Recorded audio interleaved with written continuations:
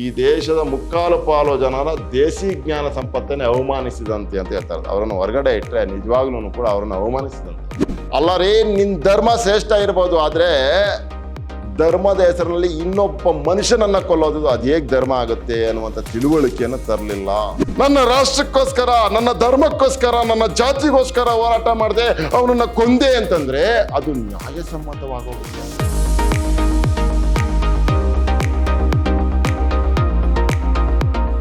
ಎಲ್ಲರಿಗೂ ನಮಸ್ಕಾರ. ನಾನು ವೆಂಕಟೇಶ್ KB, ಕನ್ನಡ ಉಪನ್ಯಾಸಕ, ವಿದ್ಯಾಶ್ರಮ ಪ್ರಥಮ ದರ್ಜೆ ಕಾಲೇಜು, ಮೈಸೂರು. ಪ್ರಿಯ ವಿದ್ಯಾರ್ಥಿ ಸ್ನೇಹಿತರೆ, ನಾನು ಮೈಸೂರು ವಿಶ್ವವಿದ್ಯಾಲಯಕ್ಕೆ ಸಂಬಂಧಪಟ್ಟ ಹಾಗೆ 4ನೇ ಚತುರ್ಮಾಸದ BCA ಮಕ್ಕಳಿಗೆ ಇಟ್ಟಿರುವಂಥ ಕನ್ನಡ ಭಾಷಾ ಪಠ್ಯದಲ್ಲಿ ನಮ್ಮ ನೀ ಮುರಾರಿ ಬಲ್ಲಾಳ ಅವರು ಬರೆದಿರುವಂಥ ಒಂದು ವಿಶೇಷವಾದಂಥ ಗದ್ಯ ಲೇಖನ ಹಿಂಸೆಯ ಸ್ವರೂಪಗಳು, ಬಲಿದಾನ ಅನ್ನುವಂಥ ಲೇಖನವನ್ನು ಕುರಿತು ನಾನು ಮಾತನಾಡೋನಿದ್ದೀನಿ. ಬನ್ನಿ, ಅದಕ್ಕೂ ಮೊದಲು ನೀ ಮುರಾರಿ ಬಲ್ಲಾಳ ಅವರ ಕಿರು ಪರಿಚಯವನ್ನು ಮಾಡ್ಕೊಳ್ಳೋಣ. ಆಧ್ಯಾತ್ಮಿಕ ನಿಲುವಿನ ಸಮಾಜವಾದಿ ಚಿಂತಕರಾಗಿದ್ದ ನೀ ಮುರಾರಿ ಬಲ್ಲಾಳರು ಉಡುಪಿಯಲ್ಲಿ ಆಧುನಿಕ ಕಾಲದ ಋಷಿಯಂತೆ ಬದುಕಿದವರು. ಅವರು ಮೂಲಭೂತವಾಗಿ ಉಡುಪಿಯವರು. ನೋಡಿ, ಅವರು ಹೇಗೆ ಬದುಕಿದ್ರು ಅಂತ ಮಾತಾಡ್ತಾ ಇದ್ದಾರೆ. ಆಧುನಿಕ ಕಾಲದ ಋಷಿಯಂತೆ ಬದುಕಿದವರು. ಆಧ್ಯಾತ್ಮಿಕ ನಿಲುವಿನ ಸಮಾಜವಾದಿ ಚಿಂತಕರಾಗಿದ್ದಂತಹ ನೀ ಮುರಾರಿ ಬಲ್ಲಾಳರು ಉಡುಪಿಯಲ್ಲಿ ಆಧುನಿಕ ಕಾಲದ ಋಷಿಯಂತೆ ಬದುಕಿದವರು. ಹಾಗೆ ಬದುಕೋದು ತುಂಬ ಕಷ್ಟ ಇದೆ ಈಗಿನ ಕಾಲಕ್ಕೆ. ರಥಬೀದಿ ಗೆಳೆಯರು ಸಂಸ್ಥೆಯನ್ನು ಮುರಾರಿಯವರು ಕೇವಲ ಸಾಂಸ್ಕೃತಿಕ ಸಂಸ್ಥೆಯಾಗಿ ಉಳಿಯಲು ಬಿಡದೆ ರಾಜಕೀಯ ಸಮಾಜವಾದದ ಆಶಯಗಳ ಚರ್ಚೆಗೂ ವಿಸ್ತರಿಸಿದರು. ಇವರು ರಥಬೀದಿ ಗೆಳೆಯರು ಅನ್ನುವಂಥ ಸಂಸ್ಥೆಯನ್ನ ಮುರಾರಿಯವರು ಕೇವಲ ಸಾಂಸ್ಕೃತಿಕ ಸಂಸ್ಥೆಯಾಗಿ ಉಳಿಯಲು ಬಿಡದೆ ರಾಜಕೀಯ ಸಮಾಜವಾದದ ಆಶಯಗಳ ಚರ್ಚೆಗೂ ವಿಸ್ತರಿಸಿದ್ದರು. ಅರ್ಥಶಾಸ್ತ್ರದ ಅಧ್ಯಯನ ನಡೆಸಿ ಅರ್ಥಶಾಸ್ತ್ರಜ್ಞ ಆಗಿದ್ದ ಮುರಾರಿ ಅವರಿಗೆ ಡೆವಲಪ್ಮೆಂಟ್ನ ಮಿತಿಗಳ ಅರಿವು ಇತ್ತು. ಅದು ಬಹಳ ಮುಖ್ಯ. ಡೆವಲಪ್ಮೆಂಟ್ನ ಮಿತಿ ಇದೆಯಲ್ಲ, ಅದನ್ನು ನಾವು ಅರ್ಥ ಮಾಡ್ಕೊಳ್ಬೇಕು. ಎಲ್ಲಿವರೆಗೂ ನಾವು ಡೆವಲಪ್ಮೆಂಟ್ ಮಾಡಬೇಕು, ಹೇಗೆ ಮಾಡಬೇಕು ಅನ್ನುವಂಥದ್ದು. ಯಾಕಂದರೆ ಮನುಷ್ಯರಿಗೋಸ್ಕರ, ಮಾನವ ಕುಲಕೋಟಿಗೋಸ್ಕರ ಅಭಿವೃದ್ಧಿಯನ್ನು ಮಾಡ್ತಿರ್ತೀವಿ. ನಾವು ಕೈಗೊಳ್ಳುವಂಥ ಅಭಿವೃದ್ಧಿ ಮಾನವನ ನಾಶಕ್ಕೆ ಗುರಿಯಾಗೋದಾದರೆ ಅಂಥ ಅಭಿವೃದ್ಧಿಯನ್ನು ನಾವು ನಿಲ್ಲಿಸಬೇಕಾಗತ್ತೆ. ಆ ಕಾರಣಕ್ಕೆ ಅವರು ಯೋಚನೆ ಮಾಡಿದ್ದೇನು ಅಂತಂದ್ರೆ ಅಭಿವೃದ್ಧಿಯ ಮಿತಿಗಳನ್ನು ಕಂಡುಕೊಂಡಿದ್ರು ಅಂತ. ಜಿಡ್ಡು ಕೃಷ್ಣಮೂರ್ತಿ ಅವರ ವಿಚಾರಗಳ ಬಗ್ಗೆ ಪುಸ್ತಕ ಪ್ರಕಟಿಸಿದ್ದ ಬಲ್ಲಾಳರು ಪರಿಸರವಾದಿ ಕೂಡ ಹೌದು. ಜಿಡ್ಡು ಕೃಷ್ಣಮೂರ್ತಿಯವರ ಬಗ್ಗೆ ವಿಶೇಷವಾದಂತಹ ಕೃತಿಯನ್ನು ಕೂಡ ನೀ ಮುರಾರಿ ಬಲ್ಲಾಳ ಅವರು ಬರೆದಿದ್ರು. ಬಲ್ಲಾಳರನ್ನು ಕುರಿತು ಲೇಖಕ UR ಅನಂತಮೂರ್ತಿ ಅವರು ಅರ್ಥಶಾಸ್ತ್ರಜ್ಞನಾಗಿ ತೆಗೆದುಕೊಂಡ ನಿಲುವಿಗೂ, ಸಂಗೀತ ಕಾವ್ಯವನ್ನು ಮೆಚ್ಚುತ್ತಿದ್ದುದಕ್ಕೂ, JK, ಉಪನಿಷತ್ತು, ಬೌದ್ಧ ಧರ್ಮ ಇವುಗಳಲ್ಲಿ ಅವರಿಗಿದ್ದ ಶ್ರದ್ಧೆಗೂ ಹಾಗೂ ತನ್ನ ಸಂಪ್ರದಾಯದಿಂದಲೇ ಬಂದ ಆಚಾರಗಳನ್ನು ಪಾಲಿಸಿದ ರೀತಿಗೂ ಪರಸ್ಪರ ದೊಡ್ಡ ಹೊಂದಾಣಿಕೆ ಇತ್ತು ಎಂದು ಅಭಿಪ್ರಾಯಪಟ್ಟಿದ್ದರು ಅಂತ. ನೋಡಿ, ಅವರು ಬದುಕ್ತಿದ್ದ ರೀತಿಗೂ, ಮಾತಾಡ್ತಾ ಇದ್ದ ರೀತಿಗೂ, ಬರೆಯುತ್ತಿದ್ದಂತಹ ರೀತಿಗೂ ಯಾವುದೇ ರೀತಿಯ ವ್ಯತ್ಯಾಸಗಳಿರಲಿಲ್ಲ ಅಂತ ಅಂದ್ಬಿಟ್ಟು UR ಅನಂತಮೂರ್ತಿಯವರು ನೀ ಮುರಾರಿ ಬಲ್ಲಾಳ ಅವರ ವ್ಯಕ್ತಿತ್ವವನ್ನು ಬಲ್ಲವರಾಗಿ ಈ ಮಾತುಗಳನ್ನು ಅವರ ಬಗ್ಗೆ ಹೇಳ್ತಾ ಇದ್ದಾರೆ. ಬಹಳ ಸೊಗಸಾಗಿದೆ. ಹಿಂಸೆಯ ಸ್ವರೂಪಗಳು, ಬಲಿದಾನ ಅನ್ನುವಂತಹ ಲೇಖನವನ್ನು ನೀ ಮುರಾರಿ ಬಲ್ಲಾಳ ಅವರು ಬರೆದಿದ್ದಾರೆ. ಬಹಳ ಸೂಕ್ಷ್ಮವಾಗಿ ವ್ಯವಸ್ಥೆಯನ್ನು ಅರ್ಥ ಮಾಡಿಕೊಂಡು ಈ ಲೇಖನವನ್ನು ಬರೆದಿದ್ದಾರೆ. ಎಲ್ಲೆಲ್ಲೆಲ್ಲ ಹಿಂಸೆಗಳನ್ನು ಅನುಭವಿಸ್ತಾ ಇದೀವಿ ನಾವು ಅಂತ. ನಾವು ಹಿಂಸೆಯನ್ನು ಅನುಭವಿಸ್ತಿದ್ದಾಗ್ಯೂ ಕೂಡ ಅದು ಹಿಂಸೆ ಅಂತ ನಮಗೆ ಗೊತ್ತೇ ಆಗಿರಲ್ಲ. ಆ ಥರದ ವಿಷಯಗಳನ್ನೆಲ್ಲ ಸ್ಪಷ್ಟವಾಗಿ ಚರ್ಚೆ ಮಾಡ್ತಾ ಹೋಗ್ತಾರೆ ನೀ ಮುರಾರಿ ಬಲ್ಲಾಳ ಅವರು. ನಮ್ಮ ಸಮಾಜ ಮೂಲಭೂತವಾಗಿ ಹೃದಯಹೀನ ಸಮಾಜ. ಏನ್ರಿ ನೇರವಾಗಿ ಹಿಂಗೆ ಅನ್ಬಿಡ್ತಾ ಇದ್ದಾರೆ ನೀ ಮುರಾರಿ ಬಲ್ಲಾಳ ಅವರು. ನಮ್ಮ ಸಮಾಜ ಮೂಲಭೂತವಾಗಿ ಹೃದಯಹೀನ ಸಮಾಜ ಅಂತ ಹೇಳ್ಬಿಡ್ತಾ ಇದ್ದಾರೆ. ಅಂದ್ರೆ ಹೃದಯಹೀನವಾಗಿ ನಾವು ಏನ್ ನಡ್ಕೊಂಡಿದ್ದೀವಿ ನೋಡೋಣ. 500 ವರ್ಷಗಳ ಹಿಂದೆ ಗಂಡ ಸತ್ತಾಗ ಆತನ ಚಿತೆಯಲ್ಲೇ ಹೆಂಡತಿ ಆತ್ಮಹತ್ಯೆ ಮಾಡಿಕೊಳ್ಳಲೇಬೇಕಾದ ಸತಿ ಸಹಗಮನದ ದಾಖಲೆಗಳು ಇದ್ದರೆ, ಇಂದು ವಧುವನ್ನೇ ಜೀವಂತ ಸುಡುವ ಪರಂಪರೆ ಆರಂಭವಾಗಿದೆ. ಹಿಂದೆ ಹೆಣ್ಣು ಮಗುವನ್ನು ಹುಟ್ಟಿದ ಕೂಡಲೇ ಅಮಾನುಷವಾಗಿ ಕೊಲ್ಲುವ ಪದ್ಧತಿಯ ದಾಖಲೆಗಳಿದ್ದರೆ, ಇಂದು ಗರ್ಭದಲ್ಲೇ ಹೆಣ್ಣು ಮಗುವಿನ ಭ್ರೂಣವನ್ನು ಹೊಸಕಿ ಹಾಕುವ ಸುಲಭ ಉಪಾಯವನ್ನು ವಿಜ್ಞಾನ ನಮಗೆ ತಿಳಿಸಿಕೊಟ್ಟಿದೆ. ಈ ರೀತಿಯ ಕೊಲ್ಲುವಂತಹ ವ್ಯವಸ್ಥೆ ಒಳಗಡೆ ನಾವಿರಬೇಕಾದ್ರೆ ನಿಜವಾಗ್ಲೂ ಆ ಸಮಾಜ ಮೂಲಭೂತವಾಗಿ ಹೃದಯಹೀನ ಸಮಾಜವೇ ಆಗಿರ್ಲೇಬೇಕಲ್ವಾ? ಅದನ್ನ ಸೂಕ್ಷ್ಮವಾಗಿ ನೀ ಮುರಾರಿ ಬಲ್ಲಾಳ ಅವ್ರು ಹೇಳ್ತಾ ಇದ್ರು ಅಲ್ವೇನ್ರಿ. ಬಹಳ ಹಿಂದೆ ಅಂದ್ರೆ 500 ವರ್ಷಗಳ ಹಿಂದೆ ಗಂಡ ಸತ್ತಾಗ ಆತನ ಚಿತೆಯಲ್ಲೇ ಅವನನ್ನು ಸುಡೋದಕ್ಕೆ ಮಲಗಿಸಿರ್ತಾರಲ್ಲ, ಆ ಚಿತೆಯಲ್ಲೇ ಹೆಂಡತಿಯ ಆತ್ಮಹತ್ಯೆ ಮಾಡಿಕೊಳ್ಳಲೇಬೇಕಾದ ಹೆಂಡತಿ ಅವನು ಸತ್ತಾಗ ಅವನು ಸುಡೋದಕ್ಕೆ ಅಂತ ಚಿತೆ ಮಡಗಿರ್ತಾರಲ್ಲ, ಅಲ್ಲಿಗೆ ಅವಳು ಆರ್ಕೋಬೇಕಾಗಿತ್ತು. ಏನು ಆತ್ಮಹತ್ಯೆ ಮಾಡಿಕೊಳ್ಳಲೇಬೇಕಾದ ಸತಿ ಸಹಗಮನದ ದಾಖಲೆಗಳು ಇದ್ದಾವೆ ನೋಡಿದ್ವಿ. ರಾಜಾರಾಮ್ ಮೋಹನ್ ರಾಯ್ ಅವರು, ಲಾರ್ಡ್ ಬೆಂಟಿಂಕ್ ಇವರೆಲ್ಲರೂ ಕೂಡ ಏನೇನೋ ಹೋರಾಟ ಮಾಡಿ ಏನೇನೋ ವ್ಯವಸ್ಥೆಗಳನ್ನು ಮಾಡ್ತಾರೆ. ರಾಜಾರಾಮ್ ಮೋಹನ್ ರಾಯ್ ಅವರು ಇದಕ್ಕೆ ಬಹಳ ದೊಡ್ಡ ಕೊಡುಗೆಯನ್ನು ಕೊಡ್ತಾರೆ, ಅದನ್ನ ನಿಷೇಧ ಮಾಡ್ಲಿಕ್ಕೋಸ್ಕರ. ಗಂಡ ಸತ್ತ ತಕ್ಷಣನೇ ತನ್ನ ಆಸೆಗಳನ್ನೆಲ್ಲ ಕೊಂದುಕೊಂಡು ಗಂಡನ ಹೆಣದ ಜೊತೆಗೆ ಅವಳು ಕೂಡ ಮಲಗಿಕೊಂಡು ಬೆಂಕಿಯನ್ನು ಒತ್ತಿಸಿಕೊಳ್ಳಬೇಕಾದಂಥ ಪದ್ಧತಿ ಇತ್ತು. ಅವಳು ಬದುಕಬೇಕಾಗಿತ್ತು, ಅವನು ಸತ್ತ ಹೋಗ್ಲಿ, ಆದರೆ ಇವಳು ಬದುಕಬೇಕಾಗಿತ್ತಲ್ಲ, ಇವಳು ಜೀವನವನ್ನು ನೋಡ್ಕೊಳ್ಬೇಕಾಗಿತ್ತಲ್ಲ, ಯಾವ ಅಪರಾಧವನ್ನೂ ಮಾಡದೆ ಇವಳು ಕೂಡ ಪ್ರಾಣವನ್ನ ಬಿಡಬೇಕಾಗಿತ್ತಲ್ಲ. ಅದಕ್ಕೆ ನಮ್ಮ ಸಮಾಜ ಮೂಲಭೂತವಾಗಿ ಹೃದಯಹೀನ ಸಮಾಜ ಅಂತ ಹೇಳ್ತಾ ಇರೋದು ನೋಡಿ. ಅದ್ರ ಜೊತೆಗೆ ಇಂದು ವಧುವನ್ನೇ ಜೀವಂತ ಸುಡುವ ಪರಂಪರೆ ಆರಂಭವಾಗಿದೆ. ಹೆಣ್ಣು ಮಕ್ಕಳನ್ನ ವರದಕ್ಷಿಣೆ ತರಲಿಲ್ಲ ಅಂತಾನೋ ಮತ್ತೊಂದು ಮಗದೊಂದು ಇನ್ಯಾವುದೋ ಕ್ಷುಲ್ಲಕವಾದ ಕಾರಣಗಳಿಗೆ ಹೆಣ್ಣು ಮಕ್ಕಳನ್ನ ಸುಡಲಾಗ್ತಿದೆ. ಹಿಂದೆ ಹೆಣ್ಣು ಮಗುವನ್ನು ಹುಟ್ಟಿದ ಕೂಡಲೇ ಅಮಾನುಷವಾಗಿ ಕೊಲ್ಲುವ ಪದ್ಧತಿಯ ದಾಖಲೆಗಳಿದ್ದರೆ, ಇಂದು ಗರ್ಭದಲ್ಲೇ ಹೆಣ್ಣು ಮಗುವಿನ ಭ್ರೂಣವನ್ನು ಹೊಸಕಿ ಹಾಕುವ ಸುಲಭ ಉಪಾಯವನ್ನು ವಿಜ್ಞಾನ ನಮಗೆ ತಿಳಿಸಿಕೊಟ್ಟಿದೆ. ಹೆಣ್ಣು ಮಕ್ಳು ಹುಟ್ಬಿಟ್ರೆ ಸಾಕು, ಅಯ್ಯೋ ಹೆಣ್ಮಕ್ಳು ಹುಟ್ಬಿಡ್ತಲ್ಲ ಅಂತ ಅಂದ್ಬಿಟ್ಟು ಹೆಣ್ಣು ಮಕ್ಳನ್ನ ಕೊಂದು ಬಿಡ್ತಿದ್ರಂತೆ. ಆಮೇಲೆ ಬಹಳ ಈಗ ಆಧುನಿಕತೆ ಏನಾಗಿದೆ ಅಂತಂದ್ರೆ, ಗರ್ಭದಲ್ಲೇ ಇರಬೇಕಾದ್ರೆ ಹೆಣ್ಣು ಮಗು ಅಂತ ಗೊತ್ತಾದ ತಕ್ಷಣನೇ ಅದನ್ನ ಭ್ರೂಣ ಹತ್ಯೆ ಮಾಡುವಂತಹ ಆಧುನಿಕತೆಯನ್ನು ಕೂಡ ನಾವು ಪಡ್ಕೊಂಡಿದ್ದೀವಿ. ಅಷ್ಟು ನಿರ್ದಯರಾಗಿದ್ದೀವಿ ನಾವು ಅಂತ ಹೇಳ್ತಾ ಇರೋದು. ಹೃದಯಹೀನರಾಗಿ ನಾವು ಮಕ್ಕಳನ್ನ ಕೊಲ್ಲೋದಕ್ಕೆ, ಹೆಣ್ಣು ಶಿಶುವನ್ನ ಕೊಲ್ಲೋದಕ್ಕೆ, ಜೀವವನ್ನ ಕೊಲ್ಲೋದಕ್ಕೆ ಮುಂದಾಗ್ಬಿಟ್ಟಿದ್ದೀವಿ. ನಾವು ಇನ್ಯಾವ ತಂತ್ರಜ್ಞಾನದಲ್ಲಿದ್ದೀವಿ. ಇದು ಹಿಂಸೆಯ ಸ್ವರೂಪಗಳ ಬಗ್ಗೆ ಇವರು ಮಾತಾಡ್ತಾ ಇರೋದು, ಯಾವೆಲ್ಲ ರೀತಿಯ ಹಿಂಸೆಗಳಿದ್ದಾವೆ ಅಂತ ನೋಡಿ. ಹಿಂದೆ ಶಕ್ತಿಹೀನರ ಶೋಷಣೆಯು ಅಲ್ಲಲ್ಲಿನ ಸ್ಥಳೀಯ ಭೂಮಾಲೀಕರಿಂದ, ಪ್ರಭುಗಳಿಂದ, ಆಳುವ ತುಂಡರಸರಿಂದ ನೇರವಾಗಿ ನಡೀತಿದ್ದರೆ, ಇಂದು ಶೋಷಣೆಯ ಕೊಂಡಿಗಳು ಆಳ ಮತ್ತು ವಿಶಾಲವಾಗಿ ಹಮ್ಮಿ ಬಹುರಾಷ್ಟ್ರೀಯ ಕಂಪನಿಗಳ ಬೋರ್ಡ್ ರೂಮ್ಗಳಲ್ಲಿ, ಕೇಂದ್ರೀಕೃತ ಸ್ವರೂಪವುಳ್ಳ ಅಭಿವೃದ್ಧಿ ಮಂಡಲಗಳ ಚರ್ಚಾಕೂಟಗಳಲ್ಲಿ, ಮಂತ್ರಿ ಮಂಡಲಗಳ ಬೈಠಕ್ಗಳು ತೆಗೆದುಕೊಳ್ಳುವ ನಿರ್ಧಾರಗಳಲ್ಲಿ, ಹೀಗೆ ಎಲ್ಲೋ ಬಹುದೂರದಿಂದ ಅಗೋಚರವಾಗಿ ಕ್ರೌರ್ಯ ನಡೆಯುತ್ತಿರುತ್ತದೆ. ಇದು ಬಹಳ ಮುಖ್ಯವಾಗಿ, ಬಹಳ ಹಿಂದೆ ಶಕ್ತಿಹೀನರ ಶೋಷಣೆಯು ಅಲ್ಲಲ್ಲಿನ ಸ್ಥಳೀಯ ಭೂಮಾಲೀಕರಿಂದ, ಪ್ರಭುಗಳಿಂದ, ಆಳುವ ತುಂಡರಸರಿಂದ ನೇರವಾಗಿ ನಡೀತಿತ್ತು ಅಲ್ವಾ. ನಾವೆಲ್ಲೋ ಜಮೀನ್ದಾರ್ ಹತ್ರ ಕೆಲಸ ಮಾಡ್ತಾ ಇದ್ರೆ, ಆ ಜಮೀನ್ದಾರು ನೇರವಾಗಿ ನಮ್ಮನ್ನು ಶೋಷಿಸ್ತಾ ಇದ್ರು. ರಾಜರ ಕೆಳಗಡೆ ಕೈ ಕೆಲಸ ನಾವು ಮಾಡ್ತಾ ಇದ್ರೆ, ಅವಾಗ ರಾಜರ ಕೈ ಕೆಳಗಡೆ ನಾವು ಕೆಲಸ ಮಾಡ್ತಾ ಇದ್ದಾಗ ಅವರು ನಾವು ಶೋಷಣೆ ಮಾಡ್ತಿದ್ದಾಗ ಆ ಶೋಷಣೆಯನ್ನು ಅನುಭವಿಸ್ತಾ ಇದ್ವಿ. ಇನ್ಯಾವುದೇ ಪಾಳೆಗಾರರು ಅವ್ರಿವ್ರ ನಾವು ಯಾರ ಇದೇನು ಸುಪರ್ದಿಯಲ್ಲಿ ಕೆಲಸ ಮಾಡ್ತಾ ಇದ್ದೀವೋ ಅವರಿಂದ ನಾವು ಒದಗುವಂತ ಶೋಷಣೆಯನ್ನ, ಅನ್ಯಾಯವನ್ನ ನಾವು ಅನುಭವಿಸ್ತಾ ಇದ್ವಿ, ಆ ಹಿಂಸೆಯನ್ನು ಪಡ್ತಿದ್ವಿ. ಆದ್ರೆ ಈಗ ಹಿಂಸೆಯ ಸ್ವರೂಪ ಬದಲಾದ ರೂಪದಲ್ಲಿ ನಮ್ಗೆ ಹಿಂಸೆಯನ್ನ ಕೊಡ್ಲಿಕ್ಕೆ ಸಾಧ್ಯ ಆಗಿದೆ ಅಂತ. ಏನು ನೋಡಿ, ಅದನ್ನ ಹೇಳ್ತಾರೆ, ಇಂದು ಶೋಷಣೆಯ ಕೊಂಡಿಗಳು ಆಳ ಮತ್ತು ವಿಶಾಲವಾಗಿ ಹಬ್ಬಿ ಅಂತ ಬಹುರಾಷ್ಟ್ರೀಯ ಕಂಪನಿಗಳ ಬೋರ್ಡು ರೂಮ್ಗಳಲ್ಲಿ ಜನರನ್ನ ಶೋಷಿಸಿ, ಜನರನ್ನ ಹಿಂಸಿಸಿ, ಜನರಿಗೆ ಅನಾನುಕೂಲವನ್ನುಂಟು ಮಾಡಿ ಹೇಗೆ ಲಾಭ ಪಡೆದುಕೊಳ್ಳಬೇಕು ಅನ್ನುವಂತಹ ವಿಚಾರಕ್ಕೆ ಇವರು ದೊಡ್ಡ ದೊಡ್ಡ ಕಂಪ್ನಿಗಳು, ಬಹುರಾಷ್ಟ್ರೀಯ ಮಲ್ಟಿಪ್ಲೆಕ್ಸ್ ಕಂಪ್ನಿಗಳು ಇರ್ತಾವಲ್ಲ, ಅವೆಲ್ಲವೂ ಕೂಡ ಬೇರೆ ರೀತಿಯಲ್ಲಿ ಹಣ ಮಾಡುವುದಕ್ಕೆ ಮನುಷ್ಯರನ್ನ ಬಳಸ್ಕೊಂಡು ಶೋಷಣೆ ಮಾಡ್ತಿರ್ತೇವೆ. ಆದರೆ ಶೋಷಣೆ ಅಂತ ನಮ್ಗೆ ಗೊತ್ತೇ ಆಗಲ್ಲ. ಗೊತ್ತಾದ್ರೂ ಕೂಡ ಪ್ರತಿಭಟಿಸಕ್ಕೆ ಸಾಧ್ಯ ಇಲ್ಲದೆ ಇರುವಂತಹ ಒಂದು ಬಹಳ ದೊಡ್ಡ ಚಕ್ರವ್ಯೂಹದಲ್ಲಿ ನಾವು ಸಿಕ್ಕಾಕೊಂಡ್ಬಿಟ್ಟಿರ್ತೀವಿ ನೋಡಿ. ಆ ಥರದ್ದೆಲ್ಲ ಯೋಚನೆಗಳನ್ನ, ಆ ಥರದ್ದೆಲ್ಲ ಹುನ್ನಾರಗಳನ್ನ ಇವರು ಮಾಡ್ತಿರ್ತಾರೆ. ಬಹುರಾಷ್ಟ್ರೀಯ ಕಂಪನಿಗಳ ಬೋರ್ಡು ರೂಮ್ಗಳಲ್ಲಿ, ಕೇಂದ್ರೀಕೃತ ಸ್ವರೂಪಗಳ ಅಭಿವೃದ್ಧಿ ಮಂಡಳಿಗಳ ಚರ್ಚಾಕೂಟಗಳಲ್ಲಿ, ಮಂತ್ರಿ ಮಂಡಲಗಳ ಬೈಠಕ್ಗಳು ತೆಗೆದುಕೊಳ್ಳುವ ನಿರ್ಧಾರಗಳಲ್ಲಿ ಮಂತ್ರಿಗಳು ಜನರ ವಿಶ್ವಾಸವನ್ನ ತೆಗೆದುಕೊಳ್ಳದೆ ತಮ್ಮ ತೀರ್ಮಾನಗಳನ್ನ ಜನರ ಮೇಲೆ ಹೇರ್ಬಿಡ್ತಾರೆ, ಯಾರನ್ನು ಕೇಳಲ್ಲ. ಅದು ಒಂಥರ ಹಿಂಸೆನೆ. ಹೀಗೆ ಎಲ್ಲೋ ಬಹುದೂರದಿಂದ ಅಗೋಚರವಾಗಿ ಕ್ರೌರ್ಯ ನಡೆಯುತ್ತಿರುತ್ತದೆ, ನಿಜವಾಗ್ಲೂ ನಡೀತಿರುತ್ತೆ. ಇವೆಲ್ಲವುದರ ಜೊತೆ ಇನ್ನೊಂದೇ ವಿವಿಧ ಆಧುನಿಕ ಜ್ಞಾನ ಶಾಖೆಗಳಿಂದ ಅತಿ ಸೂಕ್ಷ್ಮವಾಗಿ ಭೂಮಿಯ ಜೊತೆ ಬದುಕುವ ಅಸಂಖ್ಯ ಕರಕುಶಲಗಾರರ ಅನುಭವಜನ್ಯ ಜ್ಞಾನ ಸಂಪನ್ಮೂಲಗಳ ಮೇಲೆ ಹಿಂಸೆ ನಡೆಯುತ್ತದೆ ಅಂತ. ಬಹಳ ಸೊಗಸಾಗಿರೋದೇನು ಅಂತಂದ್ರೆ, ಇವೆಲ್ಲದರ ಜೊತೆ ಇನ್ನೊಂದು ತರದ ಹಿಂಸೆ ನಡೀತಾ ಇರುತ್ತೆ ಅಂತ ಹೇಳ್ತಾರೆ. ವಿವಿಧ ಆಧುನಿಕ ಜ್ಞಾನ ಶಾಖೆಗಳಿಂದ ಅತಿ ಸೂಕ್ಷ್ಮವಾಗಿ ಭೂಮಿಯ ಜೊತೆ ಬದುಕುವ ಅಸಂಖ್ಯ ಕರಕುಶಲಗಾರರ ಅನುಭವಜನ್ಯ ಜ್ಞಾನ ಸಂಪನ್ಮೂಲಗಳ ಮೇಲೆ ಹಿಂಸೆ ನಡೆಯುತ್ತದೆ.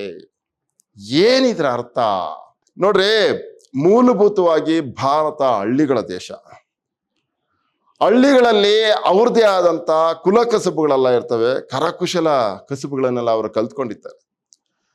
ಆ ಎಲ್ಲ ಕರಕುಶಲ ಕಸುಬುಗಳನ್ನ ತಂತ್ರಜ್ಞಾನ ಅನ್ನುವಂಥದ್ದು, ಯಂತ್ರ ಅನ್ನುವಂಥದ್ದು ಕಸಿದುಕೊಂಡು ಅವರ ಕೈಯಲ್ಲಿರುವಂತಹ ಕರಕುಶಲತೆಯನ್ನ ಹಾಳು ಮಾಡಿ ಅವರ ಮುಂದಿನ ಜನಾಂಗ ಅವುಗಳಿಂದ ವಂಚಿತರಾಗಿ ಈ ಮಿಷಿನ್ಗಳ ಅಡಿಯಲ್ಲಿ ಕೆಲಸ ಮಾಡಿ ಅವರ ಅಡಿಯಲ್ಲಿ ಗುಲಾಮರಾಗಿ ಬಾಳಬಹುದಾದಂಥ ವ್ಯವಸ್ಥೆಯನ್ನ ನಿರ್ಮಾಣ ಮಾಡ್ತಾ ಇದ್ದಾರೆ.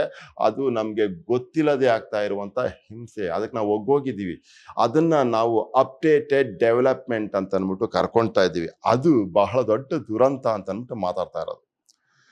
ಆಧುನಿಕ ಬೌದ್ಧಿಕ ಜ್ಞಾನ ಶಾಖೆಗಳ ಆಕ್ರಮಣಕಾರಿ ಔಪಚಾರಿಕ ನೀತಿಗಳು ಗುಡ್ಡಗಾಡು ಜನಾಂಗಗಳ, ಗ್ರಾಮೀಣ ಮಹಿಳೆಯರ, ಕೃಷಿಕರ, ಕರಕುಶಲಗಾರರ ಸಾಮುದಾಯಿಕ ಹಾಗೂ ಅನೌಪಚಾರಿಕ ಜ್ಞಾನ ಪರಂಪರೆಯನ್ನೇ ಸಾರಾಸಗಟಾಗಿ ಅವೈಜ್ಞಾನಿಕವೆಂದು ತಿರಸ್ಕರಿಸಿ ಬುಡಮೇಲು ಮಾಡುವುದರಿಂದ ಅವನ್ನು ಅವಲಂಬಿಸಿ ಬದುಕು ಅಸಂಖ್ಯ ಕರಕುಶಲಗಾರರು ಮತ್ತು ಅವರ ಲೋಕವಿದ್ಯೆ ಒಮ್ಮೆಲೆ ಅಪ್ರಸ್ತುತವಾಗಿ ಅವರು ವೃತ್ತಿ ಅನಕ್ಷರಸ್ಥರೆನಿಸಿಕೊಂಡು ಶಕ್ತಿಹೀನರಾಗಿ ಬಿಡುತ್ತಿದ್ದಾರೆ ಅಲ್ವೇನ್ರಿ?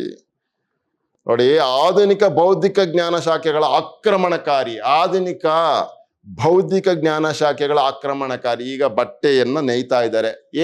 ಏನಪ್ಪ ಬಟ್ಟೆ ನೇಯ್ಕೊಂಡು ಕೂತಿದೆಯಲ್ಲ, ಕೈಮಗ್ಗ ಮಾಡ್ಕೊಂಡು ಇನ್ನೂ ಎಷ್ಟು ದಿನ ಅಂತ ಇರಬೇಕು? ಈಗ ಮಿಷಿನ್ ಬಂದಿದೆ, ಟೆರಿ ಹುಲ್ಲಿನಲ್ಲಿ ಸಖದಾಗಿ ಮಾಡ್ತಾ ಇದ್ದಾರೆ ಮಿಷಿನ್ ಅಲ್ಲಿ. ಒಂದು ದಿವಸಕ್ಕೆ ಎಷ್ಟು ಲಕ್ಷಗಟ್ಲೆ ಬಟ್ಟೆಯನ್ನು ಹೆಣದ್ ಕೊಟ್ಬಿಡುತ್ತೆ. ಅದು ಬೇಕು ಅಂತ ಹೇಳಿ ಲಕ್ಷಾಂತರ ಜನ ಅವಲಂಬಿಸಿದ್ರಲ್ಲ ಆ ಕೈಮಗ್ಗವನ್ನ, ಅದನ್ನ ಅವ್ರಿಗೆ ಹೊಟ್ಟೆ ಮೇಲೆ ಹೊಡೆಯೋದು. ನೋಡಿ, ಅದನ್ನ ಹೇಳ್ತಾ ಇರೋದು ಜ್ಞಾನ ಶಾಖೆಗಳ ಆಕ್ರಮಣಕಾರಿ ಔಪಚಾರಿಕ ನೀತಿಗಳು. ಆದ್ರೆ ಇದನ್ನ ಅನುಷ್ಠಾನ ಮಾಡ್ತಾ ಇರೋರು ಏನ್ ಹೇಳ್ತಾ ಇರೋದು ಅಂತಂದ್ರೆ, ಡೆವಲಪ್ ಆಗೋದು ಬೇಡ ನಮ್ಮ ಕಂಟ್ರಿ, ನಮ್ಮ ದೇಶ ಉದ್ಧಾರ ಆಗೋದು ಬೇಡವೇನ್ರಿ? ಯಂತ್ರಗಳು ಬೇಕು, ಬೇಗ ನೋಡಿ. ನಾವು ನಮ್ಮಲ್ಲೇ ಸಿಗುವಂತ ಕಚ್ಚಾ ವಸ್ತುಗಳನ್ನ ಬಳಸ್ಕೊಂಡು ಬೇಗ ಉತ್ಪಾದನೆ ಮಾಡಿ ಬೇರೆಯವ್ರಿಗೆ ಮಾರಾಟ ಮಾಡೋಣ, ಹಣ ಸಿಗುತ್ತೆ. ಈ ರೀತಿಯ ಬೇರೆ ಬೇರೆ ರೀತಿಯ ನಯವಾದ ಮಾತುಗಳನ್ನ ಹೇಳುವುದರ ಮೂಲಕ ಅವರು ಮಾಡ್ತಾ ಇರುವಂತ ಈ ಅನ್ಯಾಯಕಾರಿಯಾದಂಥ ಅಭಿವೃದ್ಧಿಯನ್ನ ಸಮರ್ಥಿಸಿಕೊಳ್ಳುವಂತಹ ಒಂದು ವ್ಯವಸ್ಥೆಯು ಕೂಡ ಇದೆ. ನೋಡಿ, ಗ್ರಾಮೀಣ ಮಹಿಳೆಯರ, ಕೃಷಿಕರ, ಕರಕುಶಲಗಾರರ ಸಾಮುದಾಯಿಕ ಹಾಗೂ ಅನೌಪಚಾರಿಕ ಜ್ಞಾನ ಪರಂಪರೆಯನ್ನೇ ಸಾರಸಗಟಾಗಿ ಅವೈಜ್ಞಾನಿಕವೆಂದು ತಿರಸ್ಕರಿಸಿ ಬುಡಮೇಲು ಮಾಡುವುದರಿಂದ ಅವನ್ನು ಅವಲಂಬಿಸಿ ಬದುಕುವ ಅಸಂಖ್ಯ ಕರಕುಶಲಗಾರರು ಮತ್ತು ಅವರ ಲೋಕವಿದ್ಯೆ ಒಮ್ಮೆಲೆ ಅಪ್ರಸ್ತುತವಾಗಿ ಅವರು ವೃತ್ತಿ ಅನಕ್ಷರಸ್ಥರೆನಿಸಿಕೊಂಡು ಶಕ್ತಿಹೀನರಾಗಿ ಬಡುತ್ತಿದ್ದಾರೆ. ಅವ್ರಿಗೇನು ಗೊತ್ತಿಲ್ಲ. ಅವ್ರು ಮಾಡ್ತಾ ಇರುವಂತ ವೃತ್ತಿಯಲ್ಲಿ ಅಷ್ಟು ಚಾಕಚಕ್ಯತೆ ಇಲ್ಲ, ಪ್ರಾವೀಣ್ಯತೆ ಇಲ್ಲ, ವೇಗ ಇಲ್ಲ. ಹೇಳಿದ ಸಮಯಕ್ಕೆ ನೋಡಿ ಅದನ್ನೇ ಈ ತರದ್ದೊಂದು ವಿಷಯವನ್ನೇ ಇಟ್ಕೊಂಡು ಪೂರ್ಣಚಂದ್ರ ತೇಜಸ್ವಿಯವರು ಮೇದರಳ್ಳಿಯ ಅವಸಾನ ಅನ್ನುವಂತಹ ಒಂದು ಅಧ್ಯಾಯವನ್ನೇ ಬರೀತಾರೆ ಅವರ ಕಾದಂಬರಿಯಲ್ಲಿ. ಅತ್ಯಾಧುನಿಕತೆ ತಂದೊಡ್ಡಿರುವಂತಹ ಬಹಳ ದೊಡ್ಡ ದುರಂತ ಅದು ಮೇದರಳ್ಳಿಯ ಅವಸಾನ ಅನ್ನುವಂಥದ್ದು. ಹೇಗಾಗೋಗುತ್ತೆ ಅಂತ ಅಂದ್ಬಿಟ್ಟು ಕರಕುಶಲಗಾರರು ಆಗಿನ ಕಾಲಕ್ಕೆ ಬಹಳ ವೈಭವದಿಂದ ಬದುಕ್ತಾ ಇದ್ರು ಅವರು, ಬುಟ್ಟಿ ಎಣಿಯವರು. ಆದರೆ ಪ್ಲಾಸ್ಟಿಕ್ ಅನ್ನುವಂಥ ಅತ್ಯಾಧುನಿಕತೆಯ ಒಂದು ವಸ್ತು ಬಂದು ಅವರ ಬದುಕನ್ನ ನಾಶ ಮಾಡ್ಕೊಂಡ್ಬಿಡುತ್ತೆ. ಆ ಇಡೀ ಊರೇ ಮುಚ್ಚೋಗುತ್ತೆ. ಮೇದರಳ್ಳಿಯ ಅವಸಾನ, ನೋಡಿ ಎಷ್ಟು ಚೆನ್ನಾಗಿದೆ ಅದು. ಆ ಥರದ್ದನ್ನೆಲ್ಲ ಸೂಕ್ಷ್ಮವಾಗಿ ಲೇಖಕರು ಹಿಡಿದಿಡ್ತಿದ್ರು, ನಮಗೆ ಜ್ಞಾನ ಬರಲಿ ಅಂತ. ಅಭಿವೃದ್ಧಿಯನ್ನ ಮಾಡೋದು ಸರಿ, ಅಭಿವೃದ್ಧಿಯ ಹೆಸರಿನಲ್ಲಿ ಮಾನವ ಸಂಕುಲವನ್ನ ಇನ್ನಿಲ್ಲದ ಸಂಕಷ್ಟಗಳಿಗೆ ದೂಡ್ಬಿಡೋದು, ಅಥವಾ ಅವರೇ ನಂಬ್ಕೊಂಡಿರುವಂತಹ ವಿಶೇಷವಾದಂತಹ ಕರಕುಶಲ ಪ್ರಾವೀಣ್ಯತೆಯನ್ನ ನಾವು ಅವನತಿ ಹಂಚಿಗೆ ತಳ್ಳಿಬಿಡೋದು ಇದೆಯಲ್ಲ, ಅದು ಅವಿವೇಕ ಅಂತ ಹೇಳ್ತಾ ಇರೋದು. ನೋಡಿ, ಅದನ್ನ ಸಾಮುದಾಯಿಕ ಹಾಗೂ ಅನೌಪಚಾರಿಕ ಜ್ಞಾನ ಪರಂಪರೆಯನ್ನೇ ಸಾರಸಗಟಾಗಿ ಅವೈಜ್ಞಾನಿಕವೆಂದು ತಿರಸ್ಕರಿಸಿ ಬುಡಮೇಲು ಮಾಡುವುದರಿಂದ ಅವನ್ನು ಅವಲಂಬಿಸಿ ಬದುಕುವ ಅಸಂಖ್ಯ ಕರಕುಶಲಗಾರರು ಮತ್ತು ಅವರ ಲೋಕವಿದ್ಯೆ ಒಮ್ಮೆಲೆ ಅಪ್ರಸ್ತುತವಾಗಿ, ಬೇಕಾಗೇ ಇಲ್ಲ ಅದು ಅಂತ, ಅಪ್ಡೇಟೆಡ್ ಅಲ್ಲ ಅಂತ, ಅವರು ವೃತ್ತಿ ಅನಕ್ಷರಸ್ಥರೆನಿಸಿಕೊಂಡು ಶಕ್ತಿಹೀನರಾಗಿ ಬಿಡುತ್ತಿದ್ದಾರೆ. ಆದರೆ ಈಗ ಮತ್ತೆ ಮರುಕಳಿಸ್ತಾ ಇದೆ ಅಂತ ಅನಿಸ್ತದೆ. ನಾವು ಮತ್ತೆ ದೇಸೀಯತೆಗೆ ಬರ್ತಾ ಇದ್ದೀವಿ ಅಂತ ಅನ್ಸುತ್ತೆ. ಅದೂ ಕೂಡ ವ್ಯಾಪಾರಿಯ ದೃಷ್ಟಿಯಿಂದಲೇ. ಹಳ್ಳಿ ಮನೆ ಅಂತ ಅಂದ್ಬಿಟ್ಟು, ಕೈಮಗ್ಗ ಅಂತ ಅಂದ್ಬಿಟ್ಟು, ಕೈಯಲ್ಲೇ ಎಣದಿರುವಂಥದ್ದು ಅಂತ ಅಂದ್ಬಿಟ್ಟು, ಈ ಥರದ್ದವೆಲ್ಲ ಏನೇನೋ ಹೆಸರುಗಳಲ್ಲಿ ಆ ಥರದ ಕಾರ್ಪೊರೇಟ್ ಸಂಸ್ಥೆಗಳೇ ಮತ್ತೊಂದು ರೀತಿಯ ಹುನ್ನಾರವನ್ನ ಇಟ್ಕೊಂಡು ಅವುಗಳನ್ನು ಮಾಡ್ತಾ ಇದ್ದಾವೆ. ಒಟ್ಟಾರೆ ಅಮಾನವೀಯವಾಗಿ ನಡೆದುಕೊಂಡು ಹಣವನ್ನ ಸಂಪಾದನೆ ಮಾಡುವುದೇ ಇವೆಲ್ಲದರ ಮೂಲ ಉದ್ದೇಶ. ಅದರಿಂದ ಆಗ್ತಾ ಇರುವಂತ ಹಿಂಸೆಗಳು ನಮಗೆ ಗೊತ್ತಾಗ್ತಾ ಇಲ್ಲ ಅನ್ನುವಂಥ ವಿಚಾರವನ್ನೇ ಅತಿ ಸೂಕ್ಷ್ಮವಾಗಿ ಮುರಾರಿ ಬಲ್ಲಾಳ ಅವರು ಹೇಳುವಂತ ಪ್ರಯತ್ನ ಮಾಡ್ತಾ ಇರೋದು. ನೋಡೋಣ ಬನ್ನಿ. ಸ್ಥಳೀಯ ಅಗತ್ಯಗಳಿಗೆ ತಕ್ಕಂತೆ ಜನಪದದಿಂದ ಮೂಡಿ ಬಂದ ತಂತ್ರಜ್ಞಾನದ ಆವಿಷ್ಕಾರ ಹಾಗೂ ವಿನ್ಯಾಸಗಳ ಒಟ್ಟುಮೊತ್ತವಾದ ಈ ದೇಶದ ಮುಕ್ಕಾಲು ಪಾಲು ಜನರ ಪಾರಂಪರಿಕ ಜ್ಞಾನವನ್ನು ನಮ್ಮ ಔಪಚಾರಿಕ ಶಿಕ್ಷಣ ವ್ಯವಸ್ಥೆ ಮತ್ತು ಯೋಜನಾ ನಿರ್ಮಿತಿಗಳಿಂದೆಲ್ಲ ಹೊರಗಿಡುವುದೆಂದರೆ ಈ ದೇಶದ ಮುಕ್ಕಾಲು ಪಾಲು ಜನರ ದೇಶಿ ಜ್ಞಾನ ಸಂಪತ್ತನ್ನೇ ಅವಮಾನಿಸಿದಂತೆ. ಮಾತ್ರವಲ್ಲ, ಈ ಬಹುಸಂಖ್ಯಾತರನ್ನು ಅನ್ಯರೆಂದು ತಿರಸ್ಕರಿಸಿ ದೇಶದ ಅಭಿವೃದ್ಧಿ ವರ್ತುಲದ ಕೇಂದ್ರ ಬಿಂದುವಿನಿಂದ ಪರಿಧಿಗೆ ತಳ್ಳಿದಂತೆ. ಬಹಳ ಮುಖ್ಯವಾಗಿರುವಂತಹ ಅಂಶಗಳನ್ನು ಹೇಳ್ತಾ ಇದ್ದಾರೆ. ಸ್ಥಳೀಯ ಅಗತ್ಯಗಳಿಗೆ ತಕ್ಕಂತೆ ಜನಪದದಿಂದ ಮೂಡಿ ಬಂದ ತಂತ್ರಜ್ಞಾನದ ಆವಿಷ್ಕಾರ ಇದೆಯಲ್ಲ, ನಮ್ ನೇಟಿವಿಟಿಗೆ ಏನ್ ಬೇಕೋ ಅದನ್ನ ಸೃಷ್ಟಿ ಮಾಡಿಕೊಳ್ಳುವ, ನಾವೇ ತಯಾರಿಸಿಕೊಳ್ಳುವ ಒಂದು ಲೋಕವಿದ್ಯೆ ನಮ್ಮ ಸಾಮುದಾಯಿಕ ಜನಪದರಿಗೆ ಅದು ಗೊತ್ತಿತ್ತು. ಅದನ್ನ ಅವೈಜ್ಞಾನಿಕ ಅಂತ ಹೇಳಿ ಮತ್ತೆ ಇನ್ಯಾವುದೋ ರೀತಿಯ ವಿಶೇಷವಾದಂತಹ ಮಾತುಗಳನ್ನ ಹೇಳಿ, ಅಪ್ಪ ಅದು ಅಪ್ಡೇಟೆಡ್ ಜ್ಞಾನ ಅಲ್ಲ, ಅಪ್ಡೇಟೆಡ್ ನಾಲೆಡ್ಜ್ ಅಲ್ಲ ಅಂತ ಅಂದ್ಬಿಟ್ಟು ಹೇಳಿ ಔಪಚಾರಿಕ ಶಿಕ್ಷಣ ವ್ಯವಸ್ಥೆ ಮತ್ತು ಯೋಜನಾ ನಿರ್ಮಿತಿಗಳಿಂದೆಲ್ಲ ಹೊರಗಿಡ್ತಾ ಇದ್ದಾರೆ.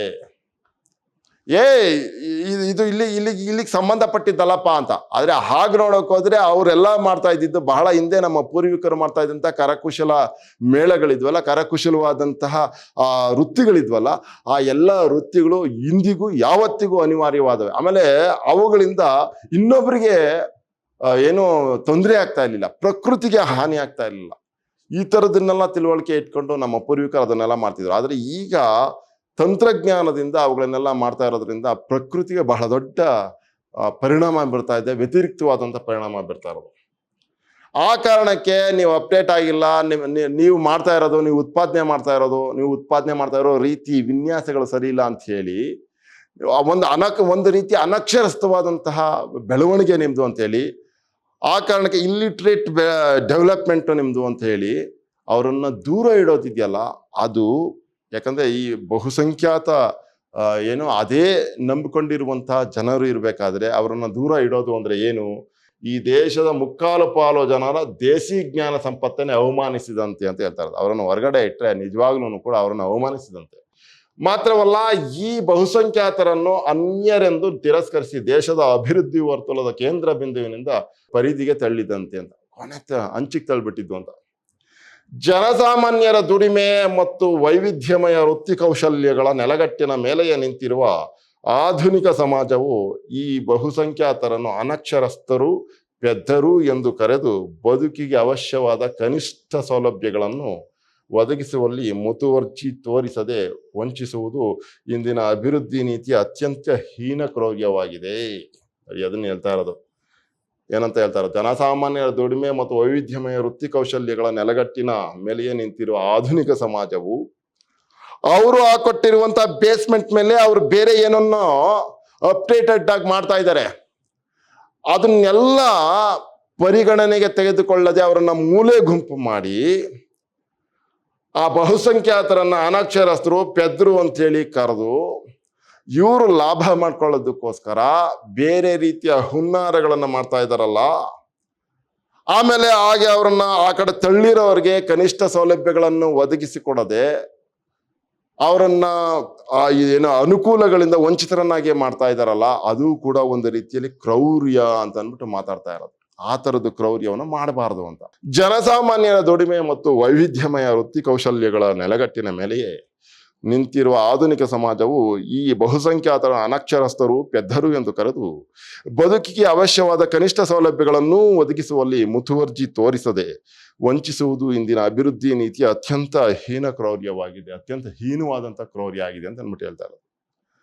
ಹಿಂಸೆಯ ಇತಿಹಾಸವನ್ನು ನಾವೊಮ್ಮೆ ಕೆದಕಿದರೆ ನಮ್ಮ ಮುಂದೆ ಚಾಚಿ ನಿಂತ ಈ ಭೂಮಿ 20ನೇ ಶತಮಾನದಲ್ಲಿ ಕಂಡಷ್ಟು ಹಿಂಸೆಯನ್ನು ಎಂದೂ ಕಾಣಲಿಲ್ಲ ಎಂಬುದು ಸ್ಪಷ್ಟವಾಗುತ್ತದೆ. 20ನೇ ಶತಮಾನದಲ್ಲಿ ಕಂಡಷ್ಟು ಹಿಂಸೆ ಹಿಂದೆಂದೂ ಇರಲಿಲ್ಲ ಅಂತ ಅನಿಸುತ್ತದೆ. ಇಡೀ ಜಗತ್ತನ್ನು ನಡುಗಿಸಿದ 2 ಜಾಗತಿಕ ಯುದ್ಧಗಳು, ಮುಂದೆ ಬೃಹತ್ ರಾಷ್ಟ್ರಗಳಾದ ರಷ್ಯಾ, ಅಮೆರಿಕಗಳು ತಮ್ಮ ಶೀತಲ ಸಮರದಲ್ಲಿ ಇಡೀ ಜಗತ್ತನ್ನೇ ಹಿಬ್ಬಾಗ ಮಾಡಿ ನಡೆಸಿದ ಪರಸ್ಪರ ಮೇಲಾಟಗಳು, ಮಿಲಿಟರಿ ಪ್ರಭುತ್ವದ ಪೈಪೋಟಿ, ಬಂಡವಾಳಶಾಹಿ ವ್ಯವಸ್ಥೆಯ ಹೆಸರಲ್ಲಿ ವಿಯೆಟ್ನಾಂನಲ್ಲಿ ಆದ ಹಿಂಸೆ, ಫ್ಯಾಸಿಸಂ ಹೆಸರಲ್ಲಿ ಹಿಟ್ಲರ್ ಮುಸೋಲಿನಿಗಳು ಜಗತ್ತಿಗೆ ತಂದೊಡ್ಡಿದ ಸಾಮೂಹಿಕ ಜನಾಂಗೀಯ ಸಂಘರ್ಷಗಳು, ಕಮ್ಯುನಿಸಂ ಹೆಸರಲ್ಲಿ ಸ್ಟಾಲಿನ್ ಕೈಗೊಂಡ ಹಿಂಸೆ ಮತ್ತು ಅಣುಬಾಂಬ್ಗಳ ನೆನಪುಗಳು, ಮತ್ತು ಇವುಗಳ ಜೊತೆ ಧರ್ಮದ ಹೆಸರಲ್ಲಿ, ಜನಾಂಗದ ಹೆಸರಲ್ಲಿ, ಸಿದ್ಧಾಂತದ ಹೆಸರಲ್ಲಿ, ರಾಷ್ಟ್ರೀಯವಾದದ ಹೆಸರಲ್ಲಿ, ಸ್ವಾತಂತ್ರ್ಯದ ಹೆಸರಲ್ಲಿ, ಅಭಿವೃದ್ಧಿ ಪ್ರಗತಿಗಳ ಹೆಸರಲ್ಲಿ ಸಮ್ಮತವೆಂದೇ ಕಾಣುವಂತೆ ನಡೆಯುತ್ತಿರುವ ಹಿಂಸೆ ಕೊಲೆಗಳು ಮನುಷ್ಯ ನಾಗರಿಕನಾಗಿ ಮುಂದುವರೆದಂತೆ ಆತನೊಳಗೆ ಒದಗಿರುವ ಕ್ರೌರ್ಯದ ಅನಂತ ಮುಖಗಳನ್ನು ಅನಾವರಣಗೊಳಿಸುತ್ತದೆ. ಬಹಳ ಸೊಗಸಾಗಿರುವಂತ ಸೂಕ್ಷ್ಮವಾದಂತ ವಿಷಯಗಳನ್ನು ಹೇಳ್ತಾ ಇದ್ದಾರೆ. ಈ ಕೆಲವು ಇಸಮ್ಗಳಿದ್ವಲ್ಲ, ಆ ಎಲ್ಲ ಇಸಮ್ಗಳು ಒಂದು ಜನಾಂಗಕ್ಕೆ ತುಂಬಾ ಪೂರಕವಾದಂಥವು ಅಂತ ಹೇಳಿ ಬಿಂಬಿಸಿ ಅವುಗಳಿಗೂ ಹಿಂಬಾಲಕರನ್ನ ಸೃಷ್ಟಿಸಿಕೊಂಡು ಇನ್ನೊಬ್ರು ಅದಕ್ಕೆ ವಿರುದ್ಧವಾಗಿರೋರ ಮೇಲೆ ಎತ್ತಿ ಕಟ್ತಿದ್ರಲ್ಲ, ಹಾಗೆ ಎತ್ತಿ ಕಟ್ಟಿ ಅವರ ಮೇಲೆ ನಾವು ವಿರುದ್ಧವಾಗಿರುವುದು ನ್ಯಾಯಸಮ್ಮತವಾಗಿದೆ ಅಂತ ಹೇಳಿ ಅವರನ್ನ ನಂಬಿಸಲಾಗ್ತಿತ್ತು. ಅದನ್ನ ಇಲ್ಲಿ ಮಾತಾಡ್ತಾ ಇರೋದು ನೋಡಿ, ಎಷ್ಟು ಸೊಗಸಾಗಿದೆ. ಸಾಮೂಹಿಕ ಜನಾಂಗೀಯ ಸಂಘರ್ಷಗಳು, ಕಮ್ಯುನಿಸಂ ಹೆಸರಲ್ಲಿ ಸ್ಟಾಲಿನ್ ಕೈಗೊಂಡ ಹಿಂಸೆ ಮತ್ತು ಅಣುಬಾಂಬುಗಳ ನೆನಪುಗಳು, ಮತ್ತು ಇವುಗಳ ಜೊತೆ ಧರ್ಮದ ಹೆಸರಲ್ಲಿ ನಮ್ಮ ಧರ್ಮವೇ ಶ್ರೇಷ್ಠ ಅಂತ ಅನ್ಬಿಟ್ಟು ಒಂದಷ್ಟನ್ನ ನಂಬಿಸೋದು. ಆ ಧರ್ಮಕ್ಕೋಸ್ಕರ ನಾವು ಹೋರಾಟ ಕಿಳಿತಾ ಇದ್ದೀವಿ, ಆ ಹೋರಾಟ ಕಿಳಿಯುವಂತ ಹಂತದಲ್ಲಿ ನಮ್ಮ ಧರ್ಮದ ವಿರುದ್ಧ ಬಂದವ್ರನ್ನ ಕೊಲ್ಲಬಹುದು ಅನ್ನುವಂಥದ್ದು ಇದೆಯಲ್ಲ, ಅದು ನ್ಯಾಯಸಮ್ಮತ ಅನ್ನುವಂತಹ ತಿಳುವಳಿಕೆಯನ್ನ ನಮ್ಮ ಮನಸ್ಸಿಗೆ ತಂದು ಬಿಡ್ತೀವಿ. ಅಲ್ಲರೇ, ನಿನ್ ಧರ್ಮ ಶ್ರೇಷ್ಠ ಇರ್ಬೋದು, ಆದ್ರೆ ಧರ್ಮದ ಹೆಸರಿನಲ್ಲಿ ಇನ್ನೊಬ್ಬ ಮನುಷ್ಯನನ್ನ ಕೊಲ್ಲೋದು ಅದು ಹೇಗ್ ಧರ್ಮ ಆಗುತ್ತೆ ಅನ್ನುವಂಥ ತಿಳುವಳಿಕೆಯನ್ನು ತರಲಿಲ್ಲ. ಅದು ಹಿಂಸೆ ನೋಡಿ. ಧರ್ಮದ ಹೆಸರಲ್ಲಿ, ಜನಾಂಗದ ಹೆಸರಲ್ಲಿ ಬಿಳಿಯರಿಗೆ ಕರಿಯರಿಗೆ ಬಹಳ ದೊಡ್ಡ ಯುದ್ಧಗಳಾಗ್ತವೆ. ಸಿದ್ಧಾಂತದ ಹೆಸರಲ್ಲಿ ಅಪ್ಪ ನಮ್ಮ ಸಿದ್ಧಾಂತವೇ, ನಮ್ಮ ಮತವೇ ಶ್ರೇಷ್ಠ, ಅವರ ಮತ ಅವರ ಸಿದ್ಧಾಂತಗಳು ಕನಿಷ್ಠ, ಅವ್ರನ್ನ ಕೊಲ್ಲಿ ಅಂತ ಹೇಳಿ ಜಗಳ ಆಡ್ದವ್ರಿದ್ದೀವಿ. ರಾಷ್ಟ್ರೀಯವಾದದ ಹೆಸರಲ್ಲಿ, ಸ್ವಾತಂತ್ರ್ಯದ ಹೆಸರಲ್ಲಿ, ಅಭಿವೃದ್ಧಿ ಪ್ರಗತಿಗಳ ಹೆಸರಲ್ಲಿ ನ್ಯಾಯಸಮ್ಮತವೆಂದೇ ಕಾಣುವಂತೆ ನಡೆಯುತ್ತಿರುವ, ನ್ಯಾಯಸಮ್ಮತವಾಗಿಯೇ ನಡೀತಾ ಇದ್ದಾವೇನೋ ಇವು ಅನ್ನುವ ಹಾಗೆ ಕಾಣಿಸ್ತದೆ. ಹಿಂಸೆ ಕೊಲೆಗಳು ಮನುಷ್ಯ ನಾಗರಿಕನಾಗಿ ಮುಂದುವರಿದಂತೆ ಆತನೊಳಗೆ ಹುದುಗಿರುವ ಕ್ರೌರ್ಯದ ಅನಂತ ಮುಖಗಳನ್ನು ಅನಾವರಣಗೊಳಿಸುತ್ತದೆ. ನಿಜವಾಗ್ಲೂ ಇವೆಲ್ಲವಕ್ಕೂ ನಾವು ಸೂಕ್ಷ್ಮವಾಗಿ ನೋಡಿದಾಗ ಮನುಷ್ಯನೊಳಗಡೆ ಹುದುಗಿರುವಂತ ಅನಂತ ಕ್ರೌರ್ಯದ ಮುಖಗಳನ್ನ ತೋರಿಸುತ್ತೆ ಅಂತ ಹೇಳ್ತಾ ಇರೋದು. ಹಿಂಸೆಯ ಮೂಲಗಳು ಹಲವಾರು, ಆದರೆ ಹಲವು ಮೂಲಗಳಿಂದ ಪ್ರಕಟಗೊಳ್ಳುವ ಹಿಂಸೆ ಎಲ್ಲ ರೂಪಗಳಲ್ಲೂ ಬಲಿದಾನಗಳು ಅನಿವಾರ್ಯವಾಗಿ ಸಂಭವಿಸುತ್ತಿರ್ತದೆ. ಬಲಿದಾನಗಳು ಅನಿವಾರ್ಯವಾಗಿ ಸಂಭವಿಸುತ್ತವೆ. ಈ ಬಲಿದಾನ ಪರಿಕಲ್ಪನೆಗಳು ಹಿಂಸೆ ಎಲ್ಲ ಅಮಾನವೀಯ ಸ್ವರೂಪಗಳಿಗೂ ಪಾವಿತ್ರ್ಯದ ಕವಚ ತೊಡಿಸಿ ಕ್ರೌರ್ಯವನ್ನೊಂದು ಪೂಜೆಗೊಳ್ಳಬೇಕಾದ ಆದರ್ಶದ ಪೀಠಕ್ಕೇರಿಸಿ ಹಿಂಸೆಯ ಮೌಲ್ಯವನ್ನು ಕೊಂಡಾಡುವಂತೆ ಸಮಾಜವನ್ನು ಪ್ರೇರೇಪಿಸುತ್ತದೆ. ಕೆಲವು ಸಂದರ್ಭದಲ್ಲಿ ಏನಾಗೋಗುತ್ತೆ ಅಂತಂದ್ರೆ, ನಾವು ಮಾಡ್ತಾ ಇರುವಂತ ಹಿಂಸೆಯನ್ನ ಯಾವುದೋ ಒಂದು ಸ್ಯಾಂಟಿಟಿಯ ಕವಚದ ಒಳಗಡೆ ಇಟ್ಬಿಟ್ಟು, ಪಾವಿತ್ರತೆಯ ಕವಚದ ಒಳಗಡೆ ಇಡ್ಸ್ಬಿಟ್ಟು, ಅಥವಾ ಪಾವಿತ್ರತೆಯ ವೇದಿಕೆಯ ಮೇಲೆ ಅದನ್ನ ಕೂರಿಸಿ ನಾವು ಅದನ್ನ ಮಾಡಲೇಬೇಕಾದ ಅನಿವಾರ್ಯತೆಯನ್ನ ಸೃಷ್ಟಿಸಿ, ನಾವು ಮಾಡುವುದು ಇನ್ನಿಲ್ಲದ ಅನುಕೂಲಗಳಿಗೆ ಅನ್ನುವಂಥದ್ದನ್ನ ನಂಬಿಸಿ ಪ್ರಚುರಪಡಿಸಿ, ನಾವು ಮಾಡ್ತಾ ಇರೋದು ಸರಿಯಾಗೇ ಇದೆ, ನ್ಯಾಯಸಮ್ಮತವಾಗೇ ಇದೆ ಅಂತ ಹೇಳಿ ಅದನ್ನ ಆ ರೀತಿಯ ಭಾವುಕತೆಯನ್ನ ನಮ್ಮೊಳಗಡೆ ತರಿಸಿ ಆ ಎಲ್ಲ ಅಮಾನವೀಯ ಸ್ವರೂಪದ ಹಿಂಸೆಗಳನ್ನು ನಮ್ಮ ಕೈಲಿ ಮಾಡಿಸುವಂತ ಒಂದು ವ್ಯವಸ್ಥೆ ನಿರ್ಮಾಣವಾಗಿದೆಯಲ್ಲ, ಅದು ಬಹಳ ದೊಡ್ಡ ದುರಂತ ನೋಡಿ. ಅದನ್ನೇ ಮೊದಲೇ ಹೇಳಿದೆ, ಮೂಲಭೂತವಾಗಿ ನಮ್ಮ ಸಮಾಜ ಹೃದಯಹೀನ ಸಮಾಜ ಅಂತ ಮಾತಾಡಿದಾಗೆ, ಗಂಡ ಸತ್ತ ತಕ್ಷಣನೇ ಹೆಂಡತಿಯು ಸತಿಸಾಗಮನ ಪದ್ಧತಿಗೆ ಒಳಗಾಗಿ ಅವನ ಚಿತೆಯಲ್ಲಿ ಅವಳನ್ನು ಮಲಗಿ ಸಾಯಬೇಕು ಅನ್ನುವಂಥದ್ದನ್ನ ಅತ್ಯಂತ ಪಾವಿತ್ರತೆಯ ದೃಷ್ಟಿಯಲ್ಲಿ ಅದನ್ನ ವೈಭವೀಕರಿಸಿ ಆ ಹಿಂಸೆ ಅನ್ನುವಂಥದ್ದನ್ನೇ ಮರೆಸಿ, ಅವಳಿಗೂ ಒಂದು ಪ್ರತ್ಯೇಕವಾದ ವ್ಯಕ್ತಿತ್ವ ಇದೆ, ಅವಳದು ಒಂದು ಜೀವ, ಅನ್ಯಾಯವಾಗಿ ನಾವು ಕೊಲ್ತಾ ಇದ್ದೀವಿ ಅನ್ನುವಂಥ ಯಾವ ತಿಳುವಳಿಕೆಯನ್ನು ತಲೆಗೆ ತಂದುಕೊಳ್ಳದೆ ಅವಳು ಬಹಳ ದೊಡ್ಡ ಪತಿವ್ರತೆ ಆಗೋಗ್ತಾಳೆ, ಗಂಡನ ಜೊತೆ ಸತ್ತೋಗಿ ಅಂತ ಅಂದ್ಬಿಟ್ಟು ಆ ಜೀವವನ್ನ ಕೊಂದು ಬಿಡೋದಿದೆಯಲ್ಲ, ಅದು ಪರಮ ಅವಿವೇಕ. ಮತ್ತು ಹಾಗೆ ಕೊಂದು ಬಿಡುವ ವ್ಯವಸ್ಥೆಯನ್ನ, ಹಾಗೆ ಕೊಂದುಕೊಳ್ಳುವ ವ್ಯವಸ್ಥೆಯನ್ನ ಅತ್ಯಂತ ಪವಿತ್ರವಾದಂತಹ ವ್ಯವಸ್ಥೆ ಅಂತೇಳಿ ಇಡೀ ಸಮುದಾಯಕ್ಕೆ ನಂಬಿಸಲಾಗಿತ್ತು. ಆಧುನಿಕ ಸಮಾಜದಲ್ಲಿ 3 ಪ್ರಧಾನ ಸ್ವರೂಪಗಳಲ್ಲಿ ಹಿಂಸೆಯ ಅನಂತ ಮುಖಗಳು ಪ್ರಕಟಗೊಳ್ಳುವುದನ್ನು ನಾವು ಗುರುತಿಸಬಹುದು. 3 ರೀತಿಯಲ್ಲಿ ಆಧುನಿಕ ಸಮಾಜದಲ್ಲಿ ಹಿಂಸೆಯ ಸ್ವರೂಪಗಳಿದ್ದಾವೆ ಅಂತ ಹೇಳ್ತಾರೆ. ಈ ಹಿಂದೆ ಇದು ಇರಲಿಲ್ಲವೆಂದೇನೋ ಅಲ್ಲ, ಈ ರೀತಿಯ ಹಿಂಸೆಗಳು ಬಹಳ ಹಿಂದೆ ಇರಲಿಲ್ಲ ಅಂತೇನು ಇಲ್ಲ, ಇತ್ತು. ಅದನ್ನು ಹೇಗೆ ಈಗ ವಿಭಾಗ ಮಾಡ್ಕೋತಾ ಇದ್ದಾರೆ ಅಂತ ಹೇಳ್ತಾ ಇರೋದು. ಆಧುನಿಕ ಸಮಾಜದಲ್ಲಿ 3 ಪ್ರಧಾನ ಸ್ವರೂಪಗಳಲ್ಲಿ ಹಿಂಸೆಯ ಅನಂತ ಮುಖಗಳು ಪ್ರಕಟಗೊಳ್ಳುವುದನ್ನು ನಾವು ಗುರುತಿಸಬಹುದು ಅಂತ ಹೇಳ್ತಾರೆ.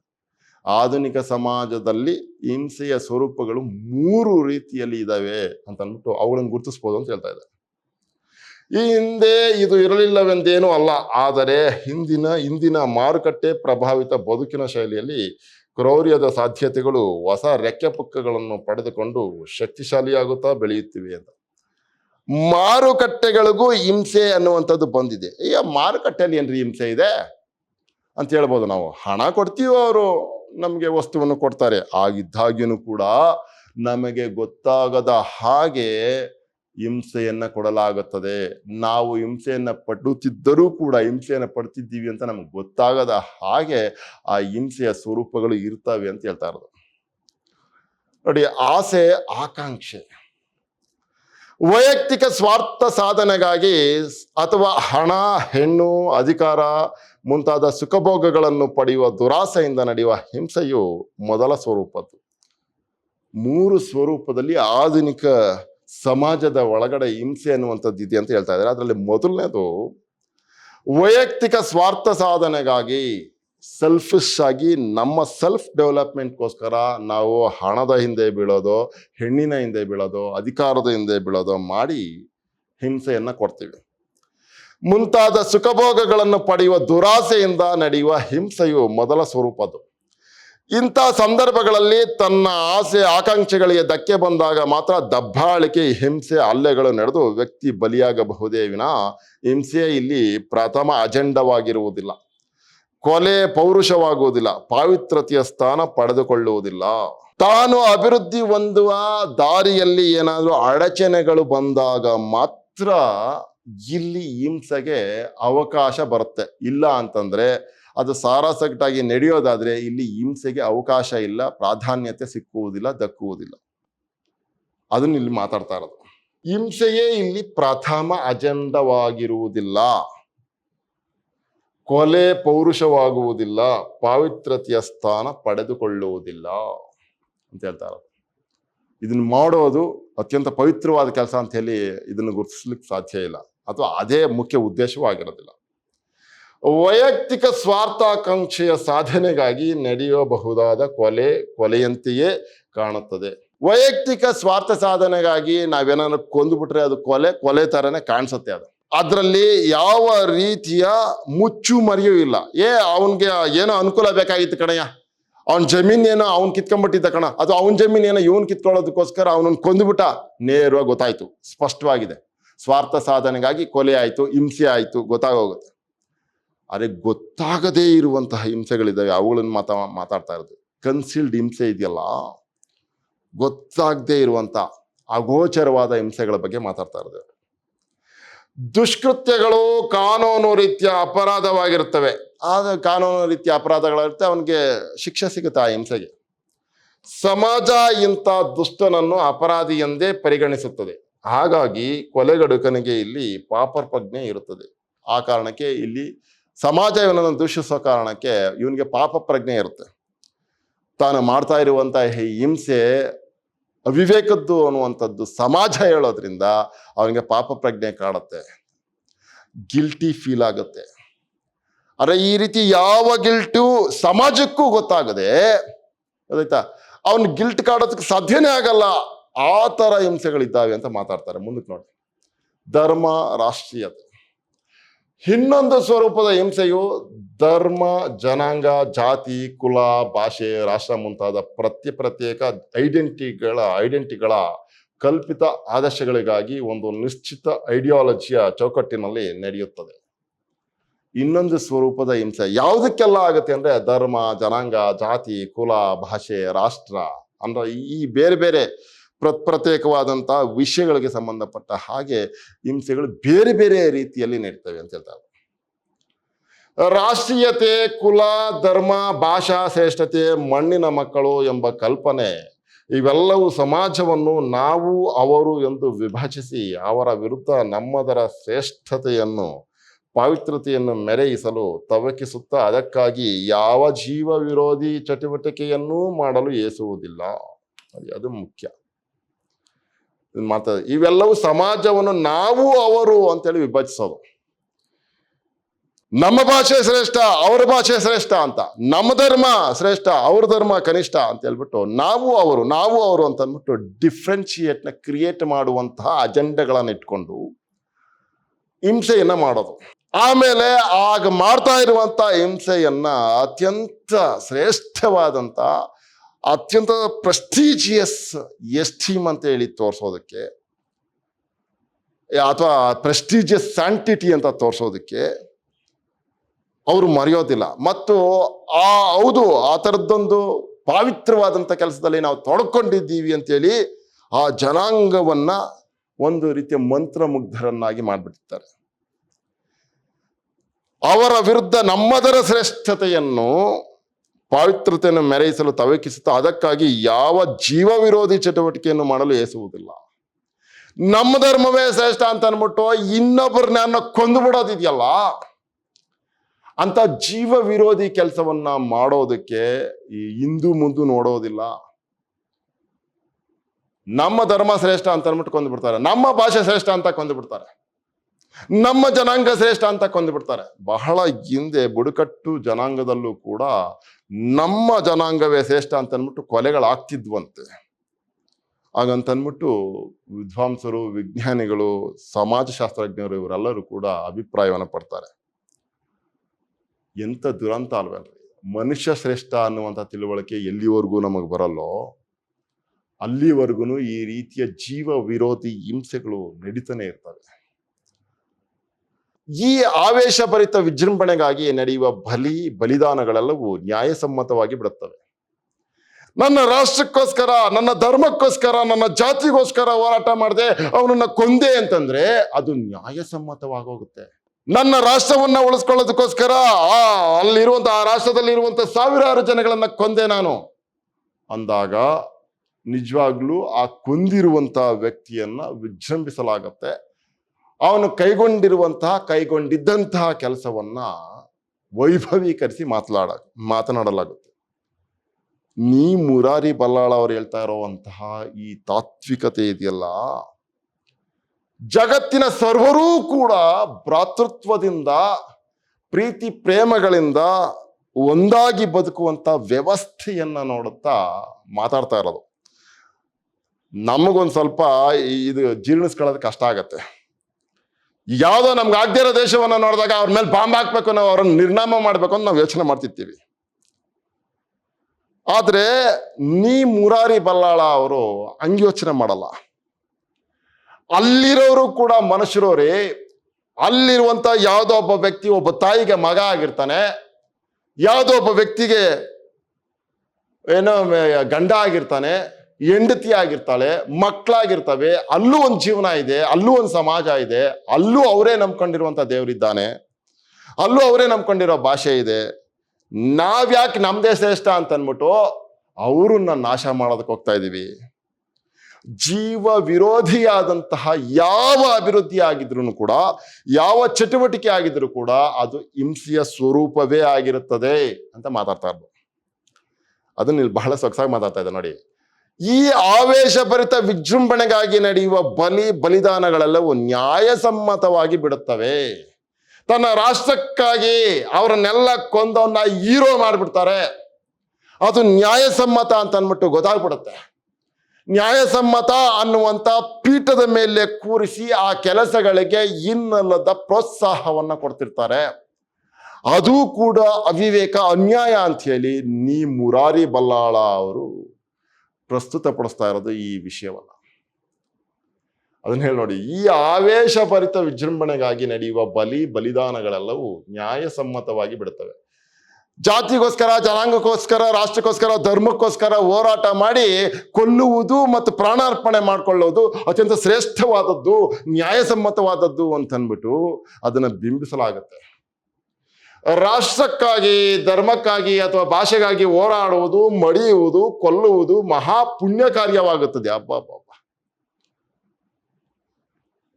ಈ ರೀತಿಯ ಅಜೆಂಡಗಳನ್ನಿಟ್ಕೊಂಡು ನಾವು ಹಿಂಸೆಯನ್ನ ಮಾಡೋದಿದೆಯಲ್ಲ, ಅದು ಶ್ರೇಷ್ಠತಮವಾದಂಥ ಕೆಲಸವಾಗ್ಬಿಡ್ತಾ ಇದೆ. ಯಾವಾಗ ಇವೆಲ್ಲ ಆಗ್ತಾ ಇದ್ದಾವೆ ಅಂತಂದಾಗ, ಮನುಷ್ಯತ್ವವನ್ನ ಮರೆತಾಗ, ಕೇವಲ ರೀಜನಲ್ ಆಗಿರುವಂತಹ ಈ ಧರ್ಮ, ಭಾಷೆ, ಜನಾಂಗ, ಜಾತಿ ಅನ್ನುವಂಥದ್ದನ್ನೆಲ್ಲ ಇಟ್ಕೊಂಡು ನಾವು ಮಾತಾಡಿದಾಗ ಈ ರೀತಿಯ ಅವಿವೇಕಗಳು ಸಂಭವಿಸ್ಬಿಡ್ತವೆ ಅಂತ ಹೇಳ್ತಾರೆ.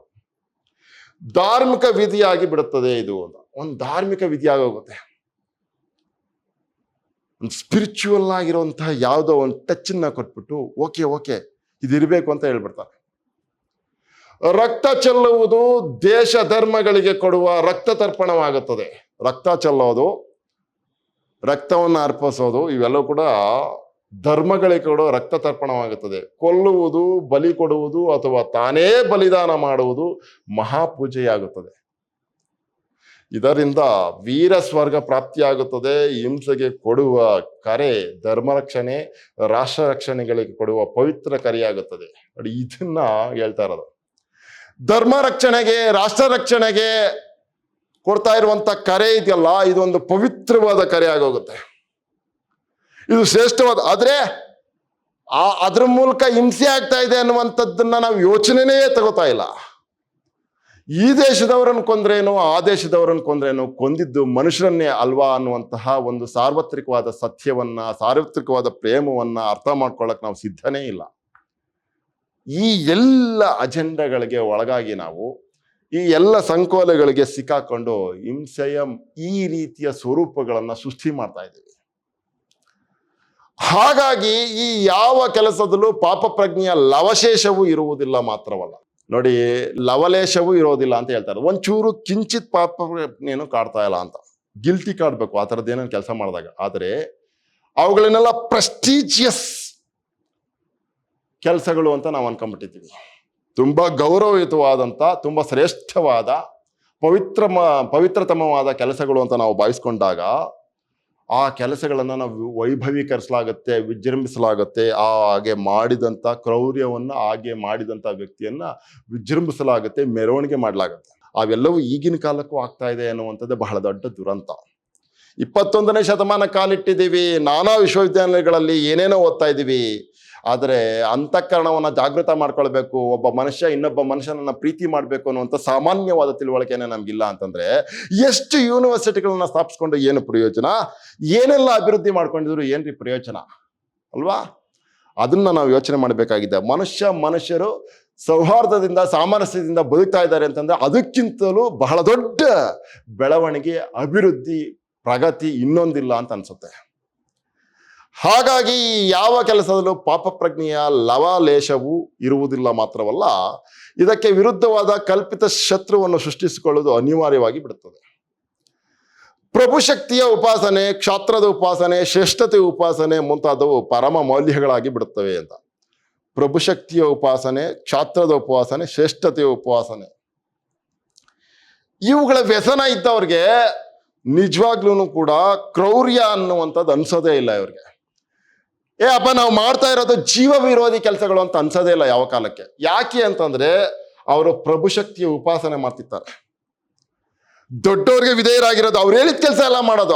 ಅವರ ಅನ್ಯಾಯದ ಕೆಲಸ ಹೇಳಿದ್ರು ಕೂಡ ಅವ್ನ ತಲೆ ತಗೊಂಡು ಬಂದು ಕೊಡಪ್ಪ ಅಂತಂದ್ರೆ, ಅಪ್ಪ ನಮ್ಮ ಪ್ರಭುಗಳು ಹೇಳಿದ್ರು ಅಂತ ಅಂದ್ಬಿಟ್ಟು ಅವ್ನ ತಲೆನ ಕತ್ತಿಸ್ಕೊಂಡು ನ್ಯಾಯವೋ ಅನ್ಯಾಯವೋ ಏನು ಗೊತ್ತಿಲ್ಲ ತಂದು ಅವ್ರ ಪಾದಡಿ ಇಡೋದು ಪ್ರಭು ಉಪಾಸನೆ. ಕ್ಷಾತ್ರದ ಉಪವಾಸನೆ, ಅಪ್ಪ ಈ ಧರ್ಮವನ್ನ ರಕ್ಷಣೆ ಮಾಡಕ್ಕೆ ಇರುವಂಥದ್ದು, ನಾನು ಆ ಕಾರಣಕ್ಕೆ ಯಾರು ಅಡ್ಡ ಬರ್ತಾರೋ ಅವ್ರನ್ನೆಲ್ಲ ಕೊಲ್ಲುವುದು ನನ್ನ ಧರ್ಮ. ಈ ಕ್ಷಾತ್ರದ ಉಪಾಸನೆ ಮಾಡೋವನಿಗೆ ಅದರ ಪಾಪ ಪ್ರಜ್ಞೆನೇ ಕಾಡೋದಿಲ್ಲ.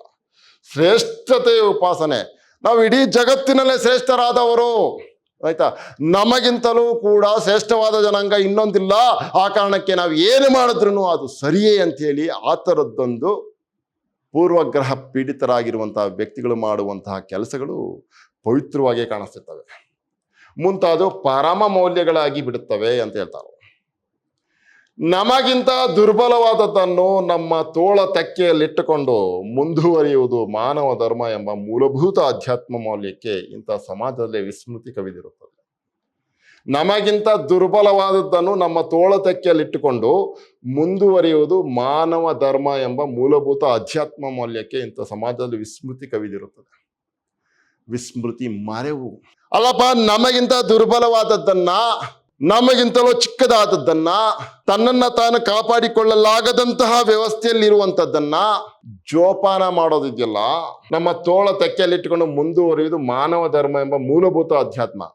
ನಾವು ಹಾಗೆ ಇಟ್ಕೊಂಡು ಕಾಪಾಡುವುದು ಮೂಲಭೂತವಾದಂಥ ಧರ್ಮ, ಅಧ್ಯಾತ್ಮ ಮೌಲ್ಯ ಅನ್ನುವಂತಹ ಯಾವ ತಿಳುವಳಿಕೆ ಇರೋದಿಲ್ಲ. ಆ ತಿಳುವಳಿಕೆ ಎಲ್ಲ ಮರ್ತೋಗಿರುತ್ತೆ. ಭೌತಿಕ ಘಟನೆಯನ್ನು ಆ ಅಧಿಭೌತಿಕ ನೆಲೆಗೆ ಕೊಂಡೊಯ್ದಾಗ ಹಿಂಸೆಯಂಥ ನಿಷೇಧಾತ್ಮಕ ಮೌಲ್ಯವೂ ತನ್ನ ನಿಷೇಧಾತ್ಮಕ ಸ್ವರೂಪವನ್ನು ಕಳೆದುಕೊಂಡು ಮಹಾಪವಿತ್ರ ಮೌಲ್ಯವಾಗಿ ಬಿಡುವ ಇಂಥ ಹಿಂಸೆಯ ಸ್ವರೂಪವು ಮೊದಲ ರೀತಿಯ ಹಿಂಸೆಗಿಂತ ಭೀಕರವಾದದ್ದು. ಮೊದಲ ರೀತಿಯ ಹಿಂಸೆ ವ್ಯಕ್ತಿಗತವಾಗಿರುತ್ತೆ. ಅವನ ಶ್ರೇಷ್ಠತೆಗೋ ಬೆಳವಣಿಗೆಗೋ ಅಡ್ಡಿ ಬಂದಾಗ ವ್ಯಕ್ತಿಗತವಾಗಿ ಅವನು ಮಾತ್ರ ಹಿಂಸೆ ಮಾಡ್ತಾನೆ. ಆದರೆ ಇಲ್ಲಿ ಇಡೀ ಒಂದು ಜನಾಂಗ, ಇಡೀ ಒಂದು ವ್ಯವಸ್ಥೆ, ಇಡೀ ಒಂದು ಸಮಾಜ ತನಗೆ ಗೊತ್ತಿಲ್ಲದ ಹಾಗೆ ಈ ವ್ಯವಸ್ಥೆ ಒಳಗಡೆ ಸೇರ್ಕೊಂಡ್ಬಿಟ್ಟಿರುತ್ತೆ, ಅದನ್ನು ನಡೆಸ್ತಾ ಇರುತ್ತೆ. ಆಧುನಿಕ ಅಭಿವೃದ್ಧಿಯ ಹೆಸರಿನಲ್ಲಿ ನಡೀತಾ ಇರುವಂತ ಹಿಂಸೆಗಳು ಹೇಗಿದ್ದೇವೆ ಅಂತ ಮಾತಾಡ್ತಾ ಇರ್ತಾರೆ.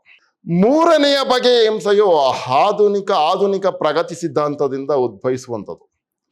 ಇಂದಿನ ಮಾರುಕಟ್ಟೆ ಪ್ರೇರಿತ ಪ್ರಗತಿ ವ್ಯಾಖ್ಯೆಯು ಹಿಂಸೆಯ ಹೊಸ ಸ್ವರೂಪಗಳನ್ನೇ ಸೃಷ್ಟಿಸುತ್ತಿದೆ. ಹೌದು, ಮಾರುಕಟ್ಟೆ ಹಿಂಸೆ ಇದೆಯಲ್ಲ, ಅದು ನಮ್ಗೆ ಗೊತ್ತೇ ಆಗಲ್ಲ.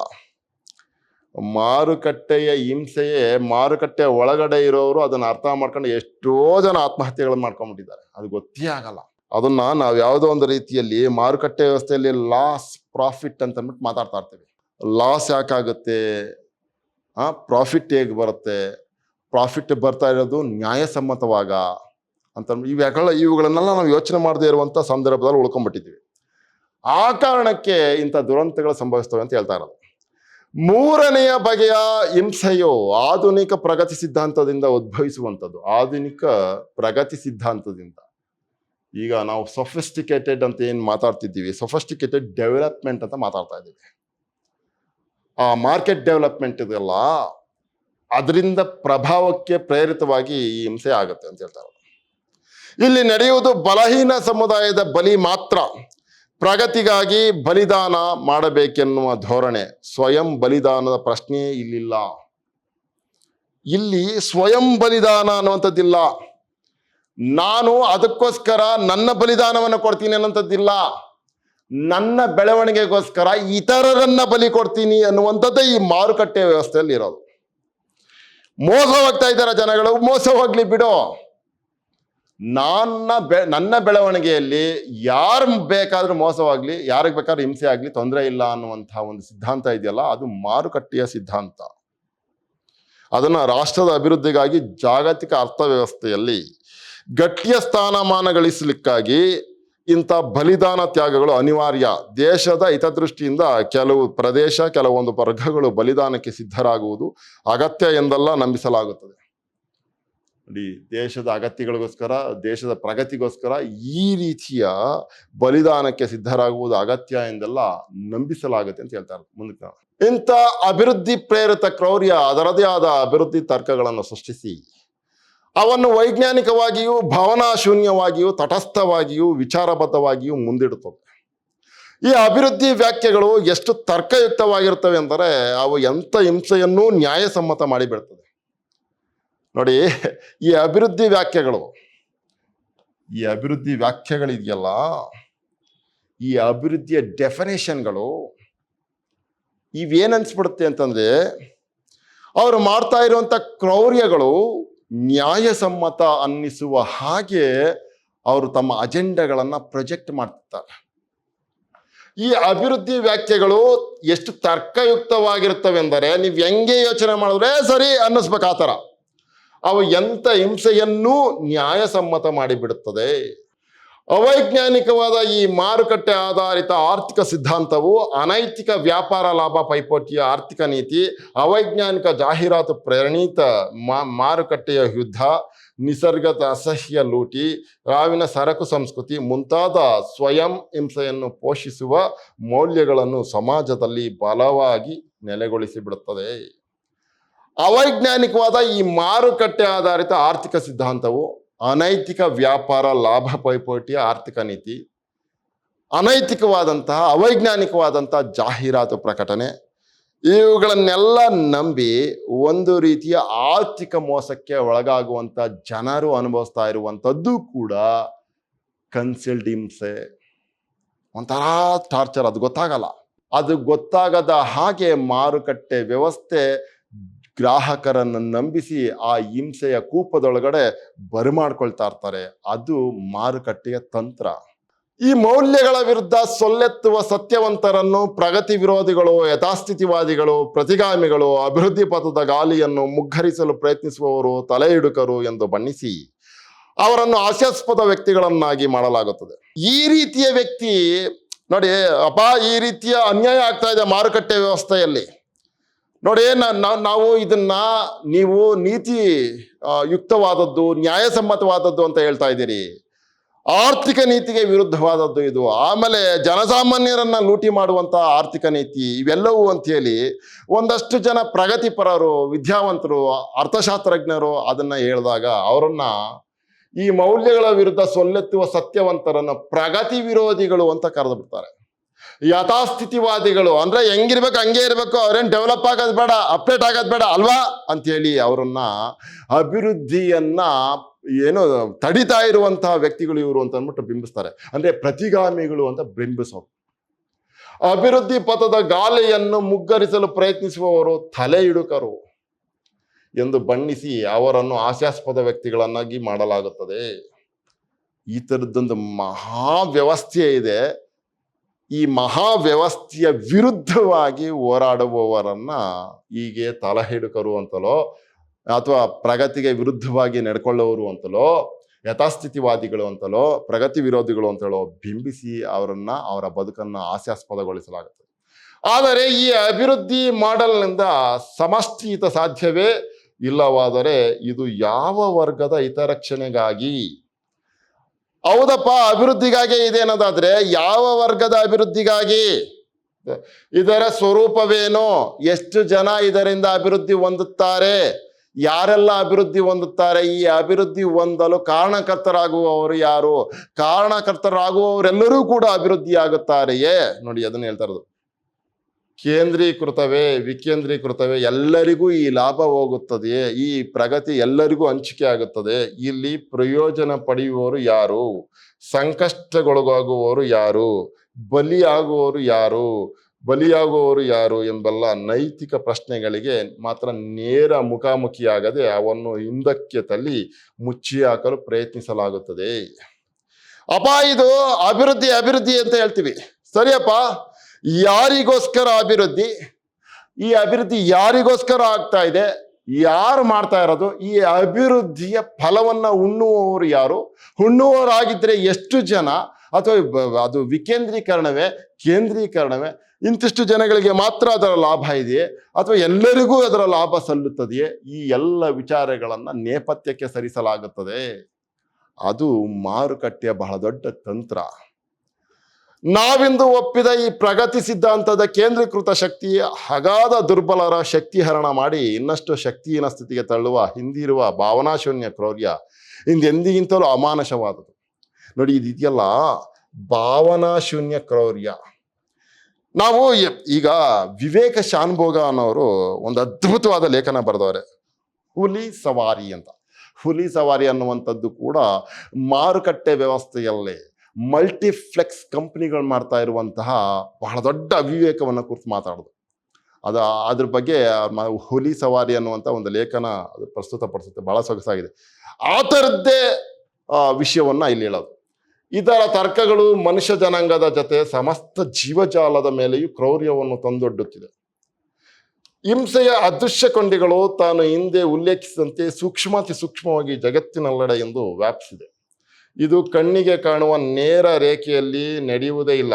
ಹಿಂಸೆಗೊಡ್ಡುವ ಕೈಗಳು ಅಮೂರ್ತ ಶಕ್ತಿಗಳಂತೆ ದೂರದ ಅದೃಶ್ಯ ಲೋಕದಲ್ಲೆಲ್ಲೋ ಇರುತ್ತವೆ. ಹೀಗೆ ಮಾರುಕಟ್ಟೆಯ ಲೋಕದಲ್ಲಿ ಅಥವಾ ಅಭಿವೃದ್ಧಿ ತಂತ್ರದ ವ್ಯವಸ್ಥೆಯಲ್ಲಿ ಇರುವಂತಹ ಅವಿವೇಕದ ಕೈಗಳು, ಈ ರೀತಿಯ ದುಷ್ಕೃತ್ಯಗಳನ್ನು ಮಾಡ್ತಾ ಇರುವಂತಹ ಕೈಗಳು ಅದೃಶ್ಯವಾಗೇ ಇರ್ತವೆ, ಕಾಣುವುದೇ ಇಲ್ಲ, ಗೊತ್ತಾಗುವುದಿಲ್ಲ.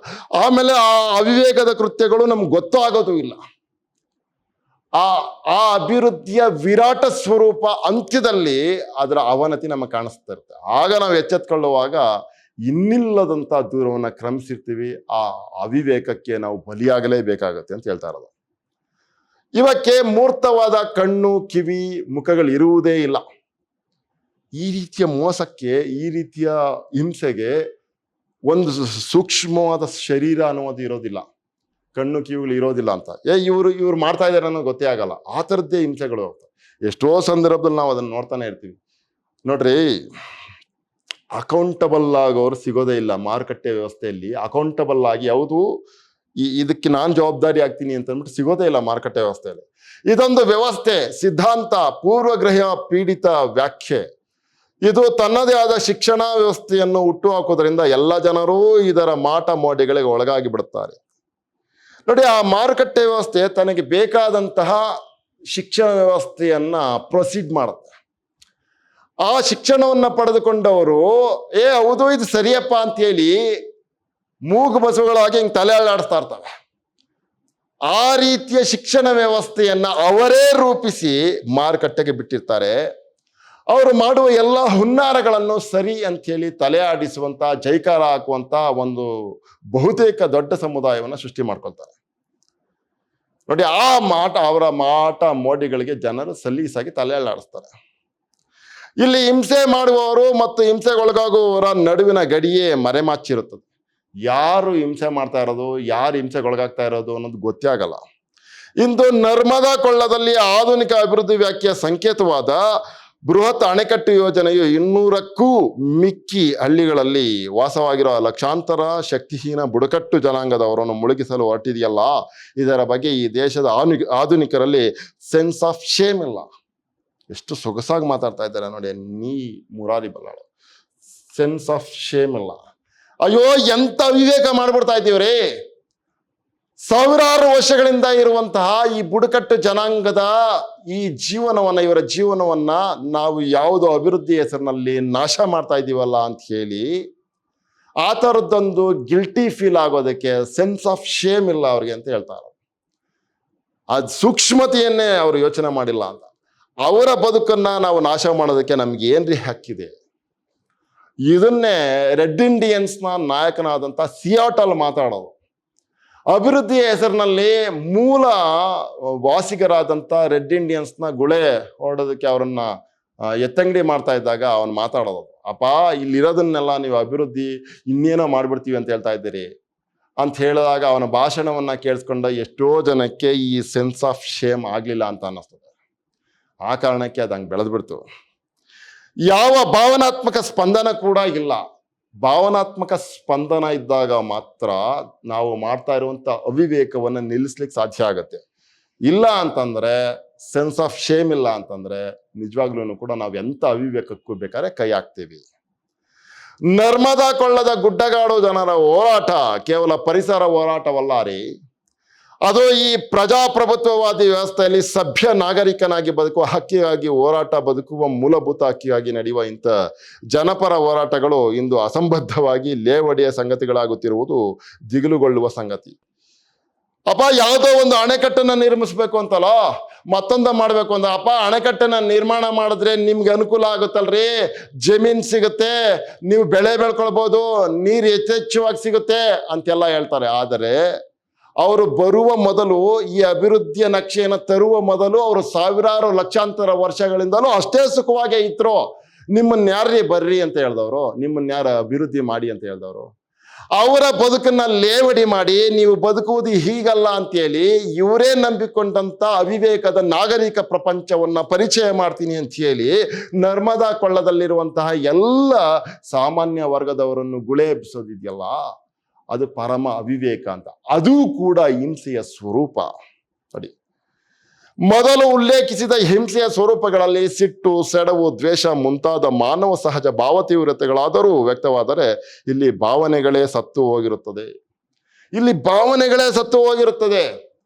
ಇಲ್ಲಿ ನಾವು ಖಾಲಿ ಮಾಡಿಸ್ತಾ ಇರೋದು ಮತ್ತೊಂದು ಮಗದೊಂದು ಅಭಿವೃದ್ಧಿ ಹೆಸರಿನಲ್ಲಿ ನಾವೇನ್ ಮಾಡ್ತಾ ಇದ್ದೀವಿ, ಆಗ ಮಾಡ್ತಾ ಇರಬೇಕಾದ್ರೆ ಹಿಂಸೆಗೊಳಗಾಗ್ತಾ ಇರೋರು ಮನುಷ್ಯರೇ ಅನ್ನುವಂಥ ತಿಳುವಳಿಕೆಯೂ ಸತ್ತೋಗಿ ಅವರಿಗೆ ಮಾನವ ಸಹಜ ಭಾವತೀವ್ರತೆಗಳಾದರೂ ವ್ಯಕ್ತವಾದರೆ ಅಲ್ಲಿ ಮೊದಲನೇದರಲ್ಲಿ ಹಿಂಸೆಯಲ್ಲಿ ಇಲ್ಲಿ ಭಾವನೆಗಳೇ ಸತ್ತು ಹೋಗಿರುತ್ತದೆ. ಹಾಗೆ ಖಾಲಿ ಮಾಡಿಸ್ಬೇಕಾದ್ರೆ, ಹಾಗೆ ಅವರನ್ನ ಓಡಿಸ್ಬೇಕಾದ್ರೆ ಭಾವನೆಗಳೇ ಸತ್ತೋಗಿರ್ಬೇಕಲ್ವಾ? ಎಲ್ಲವೂ ನೋಡಿ ಎಷ್ಟು ಚೆನ್ನಾಗಿದೆ, ಎಲ್ಲವೂ ಸಂಪೂರ್ಣ ಇಂಪರ್ಸನಲ್ ಆಗಿ ತರ್ಕಬದ್ಧವಾಗಿ ಹಾಗೂ ತಾಂತ್ರಿಕ ಲೆಕ್ಕಾಚಾರಗಳಂತೆ ನಡೆಯುತ್ತಿರುತ್ತದೆ. ನೋಡ್ರಿ, ನಾವೇನಾರು ಮಾಡ್ಬೇಕಾದ್ರೆ ವ್ಯಕ್ತಿಗತವಾದಂಥ ಆಲೋಚನೆಗಳು, ನಾವೇನಾರು ಒಂದು ಮಾಡಬೇಕಾದ್ರೆ ಆ ನೆಲೆಯಲ್ಲಿ ನಿಂತು ಯೋಚನೆ ಮಾಡುವಂಥ ಶಕ್ತಿಯನ್ನು ನಾವು ಗಳಿಸ್ಕೊಂಡಾಗ, ಆ ನೆಲೆಯಲ್ಲಿ ನಿಂತು ಯೋಚನೆ ಮಾಡಿದಾಗ ಆ ನೆಲೆಗೆ ಒದಗುವಂಥ ಅವಿವೇಕಗಳು ನಮ್ಗೆ ಅರ್ಥ ಆಗುತ್ತೆ. ಆಗ ಆ ಅವಿವೇಕದ ಪರಿಣಾಮಗಳ ಅರ್ಥ ಆಗಿ ಅಲ್ಲಿರುವಂಥ ವ್ಯಕ್ತಿಗಳಿಗಾಗುವಂಥ ಅನಾಚಾರಗಳ ಅರ್ಥ ಆಗಿ ನಾವು ಆ ಕೆಲಸವನ್ನು ಮಾಡುವುದನ್ನು ನಿಲ್ಲಿಸುತ್ತೇವೆ. ಆದರೆ ನಾವೀಗ ಇಂಪರ್ಸನಲ್ ಆಗಿ ಯೋಚನೆ ಮಾಡ್ತಾ ಇರೋದು, ತರ್ಕಬದ್ಧವಾಗಿ ಹಾಗೂ ತಾಂತ್ರಿಕ ಲೆಕ್ಕಾಚಾರಗಳಂತೆ ನಡೆಯುತ್ತಿರುತ್ತದೆ. ಇನ್ನೊಬ್ಬನ ಬಲಿಯ ಬಗ್ಗೆ ಆಘಾತವೂ ಇಲ್ಲಿಲ್ಲ. ಅದು ನೋಡಿ, ಇನ್ನೊಬ್ಬನ ಬಲಿದಾನದ ಬಗ್ಗೆ, ಬಲಿಯ ಬಗ್ಗೆ ಆಘಾತನೇ ಇಲ್ಲ ನಮ್ಗೆ. ದಿವ್ಯ ನಿರ್ಲಕ್ಷ್ಯ ಇದೆ, ಅವ್ನು ಸತ್ರ ಸಾಯ್ತಾನೆ ಬಿಡ, ಅರೆ ಅವ್ನ್ ಮನುಷ್ಯ ಸಾಯ್ತಾ ಇದ್ದಾನೇನೋ ಅಂತ ಗಾಬರಿ ಇಲ್ಲ ನಮ್ಗೆ, ಆತಂಕ ಇಲ್ಲ. ಇದು ಭಾವನೆಗಳ ವಿಜೃಂಭಣೆಗಿಂತಲೂ ಅಪಾಯಕಾರಿ. ಇದು ಭಾವನೆಗಳ ವಿಜೃಂಭಣೆಗಿಂತಲೂ ಅಪಾಯಕಾರಿಯಾದಂಥ ವಿಚಾರ ಅಲ್ವಾ? ಭಾವನೆಗಳ ಅತಿರೇಕಗಳನ್ನು ಹತೋಟಿಗೆ ತರಲು ಸಾಧ್ಯ. ಭಾವನಾಶೂನ್ಯ ಕ್ರೌರ್ಯ ಮಾಯಾವಿಯಂತೆ. ಭಾವನಾಶೂನ್ಯ ಕ್ರೌರ್ಯ ಇದೆಯಲ್ಲ, ಆಯ್ತಾ, ಸೆಂಟಿಮೆಂಟ್ ಇಲ್ಲದೆ ಇರುವಂಥ, ವಿತೌಟ್ ಸೆಂಟಿಮೆಂಟ್, ಸಂವೇದನೆ ಇಲ್ಲದೇನೆ ನಾವು ಯಾವುದೇ ಕೆಲಸವನ್ನ ಮಾಡಿದ್ರು ಕೂಡ ಅದಂತ ಆ ಥರದ್ದೊಂದು ಶೂನ್ಯ. ನೋಡಿ, ಭಾವನಾಶೂನ್ಯ ಕ್ರೌರ್ಯ, ಹಿಂಸೆ ಮಾಯಾವಿಯಂತೆ ಹಿಡಿಯೋದಕ್ಕೆ ಸಿಗುವುದಿಲ್ಲ. ಇದು ಇಂದಿನ ವಸ್ತುಸ್ಥಿತಿ. ಇದು ಪ್ರಪಂಚದಾದ್ಯಂತ ಇರುವಂತ ಬಹಳ ದೊಡ್ಡ ವಸ್ತುಸ್ಥಿತಿ, ಆರ್ಡ್ ರಿಯಾಲಿಟಿ ಅಂತ ನಾವು ಮಾತಾಡ್ತೀವಿ. ಎಲ್ಲ ಕ್ಷೇತ್ರಗಳಲ್ಲೂ ಕೂಡ ಇದಿದೆ. ಈ ರೀತಿಯ ಹಿಂಸೆಗಳನ್ನ ನಾವು ಪಡ್ತಾ ಇದ್ದೀವಿ ಅಂತ ಹೇಳ್ಕೊಳ್ಳೋದಕ್ಕೆ ಸಾಧ್ಯ ಆಗಲ್ಲ. ಆ ರೀತಿಯ ಹಿಂಸೆಗಳನ್ನು ನಾವು ಅನುಭವಿಸ್ತಾನೆ ಇರ್ತೀವಿ. ಪ್ರಿಯ ವಿದ್ಯಾರ್ಥಿಗಳು, ಇಲ್ಲಿಗೆ ಹಿಂಸೆಯ ಸ್ವರೂಪಗಳು, ಬಲಿದಾನ ಅನ್ನುವಂಥ ಈ ಲೇಖನ ಮುಕ್ತಾಯ ಆಗುತ್ತೆ. ಬಹಳ ಸೊಗಸಾಗಿರುವಂಥ ಸೂಕ್ಷ್ಮ ವಿಚಾರಗಳನ್ನ ಮುರಾರಿ ಬಲ್ಲಾಳ ಅವರು ನಮ್ಗೆ ತಲುಪಿಸಿದ್ದಾರೆ. ಇದರಿಂದ ನೀವು ಕಲ್ತ್ಕೊಳ್ಬೇಕಾಗಿರೋದೇನು ಅಂತಂದ್ರೆ, ಈಗ ನೀವು ವಿಶ್ವವಿದ್ಯಾಲಯದಲ್ಲಿ ಓದ್ತಾ ಇದ್ದೀರಿ. ಓದಿ ಅಭಿವೃದ್ಧಿ ಅನ್ನುವಂಥ ಇನ್ಯಾವುದೋ ಸೂತ್ರವನ್ನ ಇಟ್ಕೊಂಡು ಬಂದು ಜನಸಾಮಾನ್ಯರನ್ನ ಇನ್ನಿಲ್ಲದ ಸಂಕಷ್ಟಗಳಿಗೆ ಒಳಗು ಮಾಡುವಂತಹ ವ್ಯವಸ್ಥೆಗಳನ್ನ ನಂಬಬೇಡಿ. ಮನುಕುಲ ಆರ್ತನಾದದಲ್ಲಿ ಮುಳುಗಿದ್ದಾಗ ಅವರನ್ನ ಕೈ ಹಿಡಿದೆತ್ಕೊಳ್ಳುವ, ಸಾಂತ್ವನ ಹೇಳುವ ಮನಸ್ಥಿತಿಯನ್ನ ಬೆಳೆಸ್ಕೊಂಡ್ರೆ ಬಹಳ ಒಳ್ಳೇದು ಅನ್ಸುತ್ತೆ. ಜೀವ ವಿರೋಧಿಯಾದಂಥ ಯಾವ ಅನುಕೂಲಗಳಾಗಿರ್ಲಿ, ಯಾವ ಅಭಿವೃದ್ಧಿ ಆಗಿರ್ಲಿ, ಅವುಗಳು ಯಾವ ಕಾಲಕ್ಕೂ ನಡಿಬಾರ್ದು ಅನ್ನುವಂತಹ ತಿಳುವಳಿಕೆ ನಿಮಗೆ ಬಂದಿದ್ದೇ ಆದರೆ, ಮನುಷ್ಯರ ಪರವಾಗಿರುವಂತಹ ಪ್ರಗತಿಗೆ ನೀವು ಅಸ್ಥಿಭಾರವನ್ನ ಹಾಕಿದ್ದೇ ಆದರೆ, ಬಹುಶಃ ಈ ರೀತಿಯ ಲೇಖನಗಳನ್ನ ಓದಿ ನಿಮ್ಮ ಹೃದಯವನ್ನ, ಅಂತಃಕರಣವನ್ನ ಮೆದು ಮಾಡ್ಕೊಂಡ್ರಿ ಅಂತ ನಾನು ಭಾವಿಸ್ತೀನಿ. ಎಲ್ಲರಿಗೂ ಒಳ್ಳೇದಾಗ್ಲಿ. ಮತ್ತೊಮ್ಮೆ ಸಿಗೋಣ. ನಮಸ್ಕಾರ.